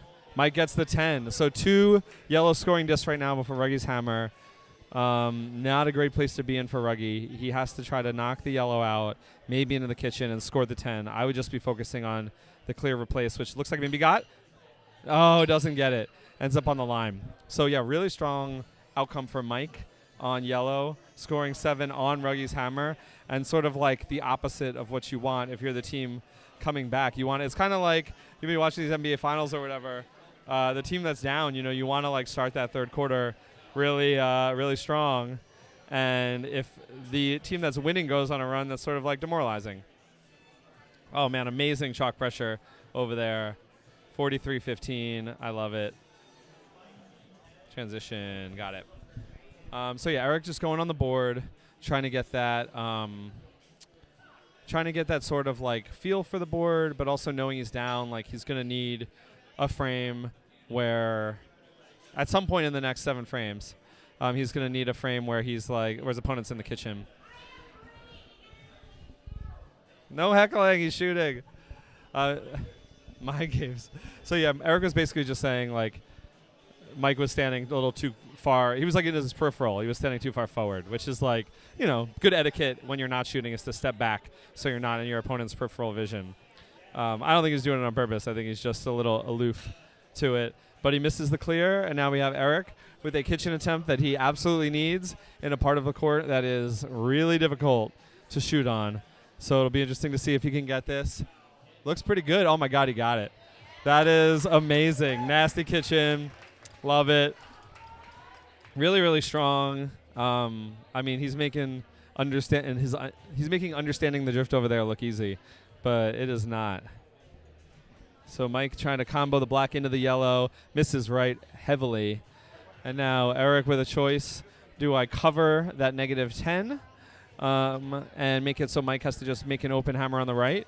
Or do I try to get like a high 8 on the right so that I will give Mike an opportunity to clear the self-kitchen and hopefully miss? I think he's probably going to try to block it up. Tries to block it up, but it curves right really, really heavily. So he got the drift perfectly on that kitchen, but on the simple block, he doesn't get it because the softer the disc is moving, the more the drift captures it. And he gets the clear. Nice clear from Mike. Nice clear. Man, that's wild. Like, that's what I'm talking about with that drift. Now I feel a little bit validated. It's he read it perfectly for the kitchen, but did not read it perfectly for the block. And we have 43-15 still, right? Oh, no, I messed up this. Oh, God, man. What did I do here? Cancel. We got 9, 10, 11. My bad, y'all. 11 of 16. Oh, another misclear. I mean, I'm loving the misclears. Like, that's the one thing about Royal Palms that's a little bit nice. It's 15. Do I have that right? Yeah. Is that it's so hard to clear because we don't put the beads on the court. So you have to shoot with a lot of power and be really accurate. And because it's hard to clear, you end up with a lot of kitchen opportunities. Like that one, baby. Like that one. Where nasty shot. Let's see if he can clear it out. Guess a clear. Nice. Yeah, man, it's really, really hard to clear on these courts, so you end up having a lot of, like, opportunities for kitchens or opportunities for hides because people are missing clears left and right. All right, Ruggy, not going for the split, just sort of, like, throwing the bait up on the right. That's a nice deep bait. So, yeah, I think maybe he's saving that disc on the 8-7 line for his next shot, he's thinking, or he's just thinking, I need to play the kitchen game anyway. Not really sure. Oh, man. Well, this is, like... Yeah, this looks good. So it's just one. Got a really lucky roll, just like the lucky roll earlier. I know it's lucky because he's like slamming it as hard as he can. He's not going for finesse. But there's a scenario in which Ruggy kind of clips the edge, maybe gets 2. Almost. All right, well, he has the 2. He doesn't have his 2 black scoring discs, but there's 2 discs in. Mike probably just going to score on the right, not try to mess with that snuggle on the left because there's no real scenario where he can get black out without getting rid of his own. And yeah, gets the second score. So 15 yellow, 8 black for that frame. Yellow, gains points on their hammer, and that's exactly what they're trying to do here. So even. Sorry, I'm updating the score. 12, and let's see what this score is here. What do we got? 23 black. He's blocking the chalkboard, and 15. So that's 58 probably. All right, let's see if I did this math right as they start things off while still blocking the chalkboard. 58, 23. Yeah, I got it. Okay, cool.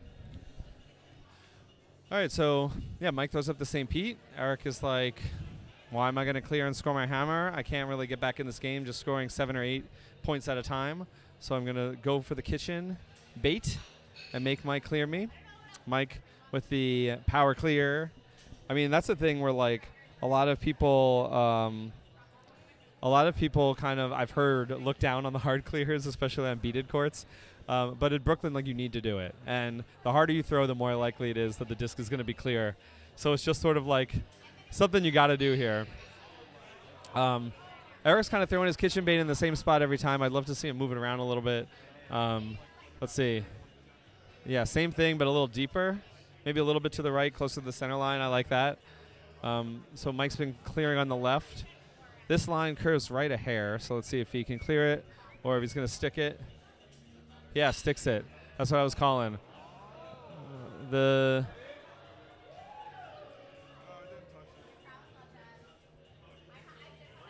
Is it in or no? I think it's in. Yeah, the disc didn't bounce back. Typically, you need to... no good? No good. Well, I mean, I think he's probably going to try to kitchen it anyway, right?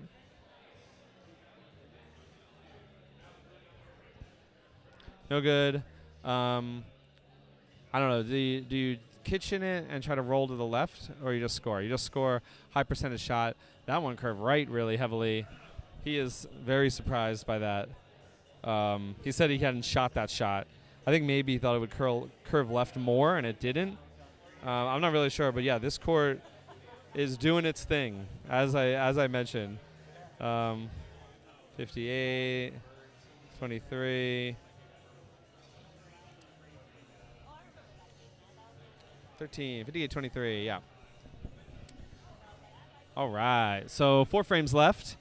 This is a 35-point differential, which is a lot.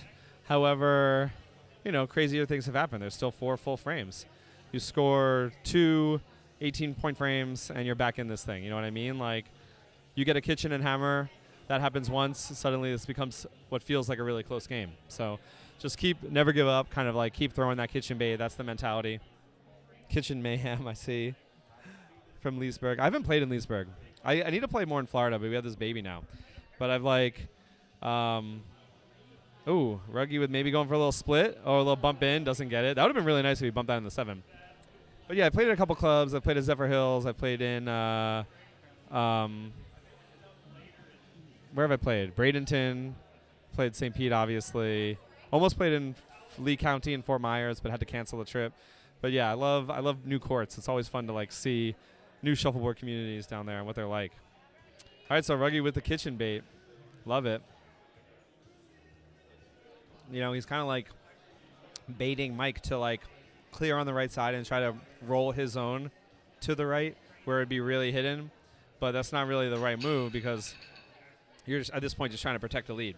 And that's a big thing that a lot of newer players don't really understand is you really have to at times I want to make kind of the hero shot, but sometimes it's just protect the lead is the mentality as Ruggie gets a 7 on the hammer. So crowd's cheering. Everyone loves a comeback. Oh yeah, crowd's really going crazy now, trying to get the energy up, encourage this comeback. Will it into existence?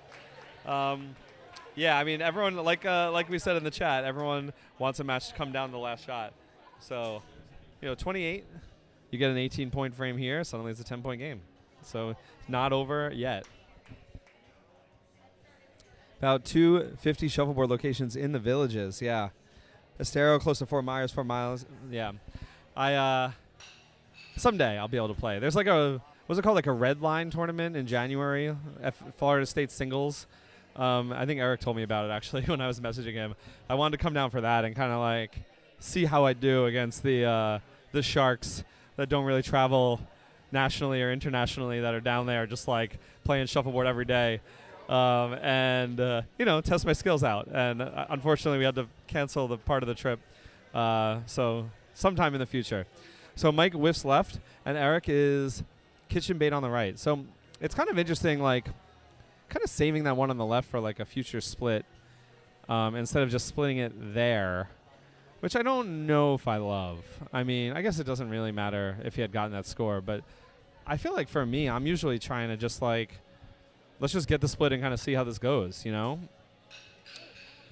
mean, now it's his last shot. I feel he has to go for the split or snuggle it. But I think you go for the split and hope that he whiffs left like he just did. He just whiffed left. Get the split, get there. So he gets the snuggle. I think he was going for the split. The 8's in. The other one's on the 7-8 line. Mike's going to try to affirm, powerful, clear and replace. And, yeah, firm. You're allowed to walk down and take a look at the disc. You're not allowed to talk to your teammate when you walk down, but that's New York rules. We have our own New York rules where we kind of looked at a lot of the stuff in the Florida rule set and kind of adapted it to work well for us. Maybe eliminating a lot of the penalties for all the little stuff that kind of makes the game less fun. So yeah, you're allowed to look at it as long as you don't communicate with your teammate. And he thinks that he's going to be able to hit it straight on hard and get rid of it. He doesn't, and he ends up on the center line. So Eric scores 8 on Mike's hammer. Yeah, that was exactly what Mike was trying to do. If he connected 1 inch to the left, maybe inch and a half to the left, he would have got rid of both blacks and kept his in points. But he just a hair to the right. And I mentioned that line does curve to the right a little bit, so that's something that he just didn't read from his stick on his clear previous. Remember where he tried to clear and he left kitchen bait for Eric when it drifted to the right? So that's just something when you miss that, you got to keep it in your mind so that you can adjust on in the future one. We got 58-38. So frame 15, 58, 38. Second to last frame suddenly is a 20-point game. Ooh, okay. Mike's clearing well, though. So, yeah, this is the kind of thing where if you're ruggy, just stealing the hammer is not quite enough because you don't really want to be down 20 in the last frame. 18, you feel kind of like okay at about. I could, like, hopefully get a kitchen opportunity and score. Oh, and Mike leaves it in, baby. Oh, baby. This is going to be good. This is ruggy time. Let's do it. He hasn't really been having a lot of kitchen opportunities because of Mike's clearing. So, oh, man, let's go. Looks fairly good. Maybe a little left. A little too far to the left. Oh. Maybe a little soft, but definitely too far to the left. So Mike with another clearing attempt. This time he whiffs left. Oh, he got it barely. That looked like it was a whiff. So now ruggy, we just like, I don't know. I feel like you got to throw it where you think he's going to miss it. Or I guess kitchen that yellow. No, he's just going deep. Yeah, that's good. I kind of like also deep 7 where like, your opponent could like roll off into the kitchen when they try to clear and replace it. But kind of gets that. And Mike is too good. Oh, no. He puts it to bed. It is over. Gets the kitchen and the 8. And he's like, oh, man. He must have felt really confident about that line to go for kitchen speed there, especially because of how hard he's been shooting every single frame. Oh, my goodness gracious. I did not see that coming at all. Man, so we got 28 and 66. Man, this is over. Yeah, there's no way to score that many on your hammer. 66 to 28. I can't even do that math. Just kidding. It's 38. So, yeah. Yeah, wild. I'm like kind of at a loss for words here. So I guess, was it 38? You could score four 10s, I guess. You never really like stop trying. At least for me, I'm like, let's do one or two things, and maybe it'll work out. Like he kitchens this, and maybe we can get there. I don't know. We'll see. I don't think so. Yeah, even if he kitchens this. No, he doesn't get it. We could bump that in the kitchen, but that would be 24, and then the 10 would be 34. So, yeah, at this point it's over. Right? No, 20, it'd be 14. Yeah. Ooh, knocks it in for him. Yeah, that's in there. All right, well, so 2 10s would be, if Eric scores 2 10s with Mike just throwing off, that's 37, and that's 1 point too few. Which would be fun to see, though, if Mike just throws off and Eric scores 2 10s. Let's see. Well, he doesn't get the first one, so it's over anyway. Yeah, this is the kind of thing where Dunlap is like, yo, Mike is like, let me take a moment and do the math. And the crowd, specifically Ben Cole, is you should have done the math earlier, which is spot on. Never go into the frame not knowing what the score is. And yeah, Mike and Mike take it. We are 2026 New York Shuffleboard Association champions. Their second national championship. The first one in Chicago, Royal Palms. Second one in Brooklyn, Royal Palms. Really, really impressive to win 2 of those. I'm going to try to do that in August when I go to Chicago. And yeah, really, really nice play from them. I would love to see these guys maybe play a little bit outside of Royal Palms, see how, I know Mike Brady plays in St. Pete a lot, but see how they do in like a Lakeside or something like that. You know what I mean? I know Brady does really well at St. Pete, but like, so yeah, something like that, or like a Bradenton. That'd be really fun. So yeah, so that's the match. I'm glad y'all joined me and had a great time. Hugs all around, excellent sportsmanship. We're gonna do a little award ceremony. I might as well just keep this baby on. We'll see. Let me hide some of this stuff. Yeah. All right. We'll do a little award ceremony. Just because it's fun to see a giant novelty check, right? This is a PSA. If you are someone who organizes shuffleboard tournaments in your community, I beg you, buy a giant novelty check. It is so much more fun to win a tournament and get to hold a giant check than not hold a giant check. It's not debatable. Just get a giant check. Your community will thank you for it. Alan, I'm looking at you.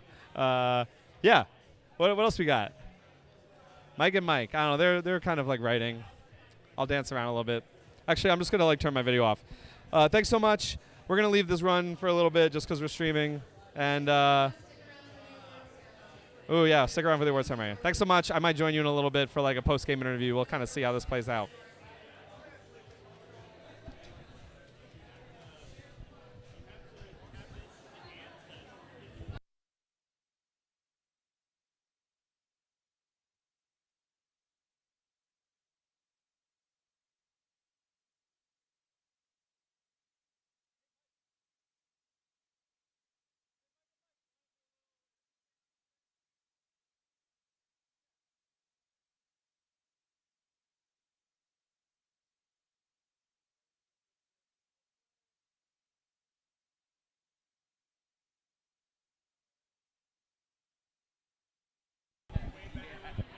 All right, y'all. We're gonna do a little interview here with the champions.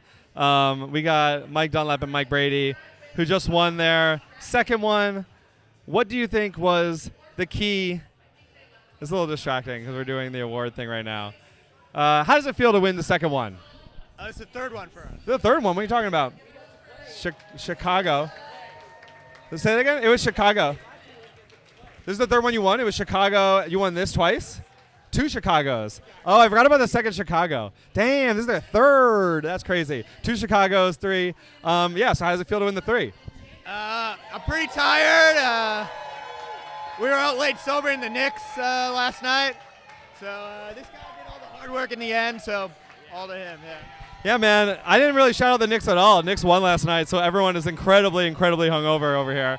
What do you think, like, what was the game plan? Just like let your opponents make the mistakes? Was that sort of what you were thinking? I would say on the last one, we had been playing. I'd been playing foot the whole time. Mike had been on the head the whole time. That's usually how we play, and we kind of know Ruggie and Eric a little bit. And nothing against either one, but how we match up against them. So I flipped to the other side, and the game plan was just Mike to hang with Eric and me. See if I can get in Ruggie's head a little. Ruggie's an awesome player. Yeah. Ruggie and Mike just had their. We're gonna like switch it over to this thing over here. And thank you so much for the impromptu interview. Yeah. Let's go Knicks, baby! All right, I'm gonna turn myself off, and we're gonna do this little award ceremony.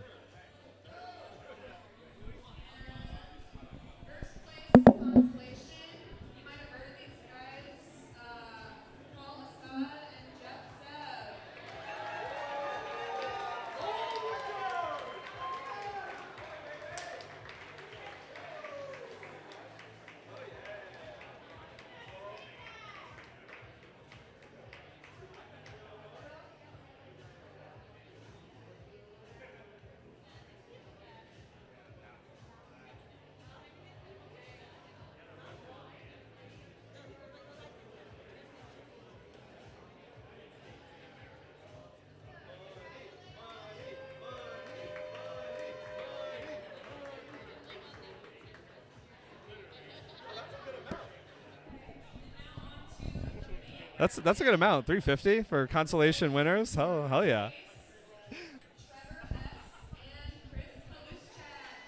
Yeah, we got Trevor from Chicago, Chris from Brooklyn. Yeah, really great run from them. Like, Chris is someone who is becoming such a strong player. He's made like multiple deep singles league runs in our playoffs. I forget exactly his placement, but like I think he got like 4th or something like that, or 3rd or 4th. Yeah, really strong player. And Trevor, obviously a sweetheart, helped form Illinois Shuffleboard Association, bestie. Nice playing, man. Good run. Love Trevor.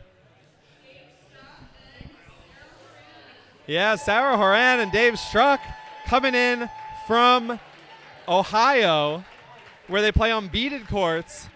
They completely smoked everyone. Yeah, really impressive to come into Brooklyn and do so well. So many people that I talk to from Florida are like, oh, it's harder to play on beaded courts and come to non-beaded courts and adjust. And I'm like, I don't know. I see people do really well. So Yeah, Eric and Ruggie. Yeah, like people are coming in now. Now that they've been coming to like Chicago and Brooklyn a couple times, like they're kind of showing that like if you know how to read drift well, if you just get a little practice in on these courts and get through the first match, and then you'll be like pretty good. It kind of shows like it's hard to adjust both ways. It's hard to go down from here to beaded courts and vice versa, but it's definitely doable.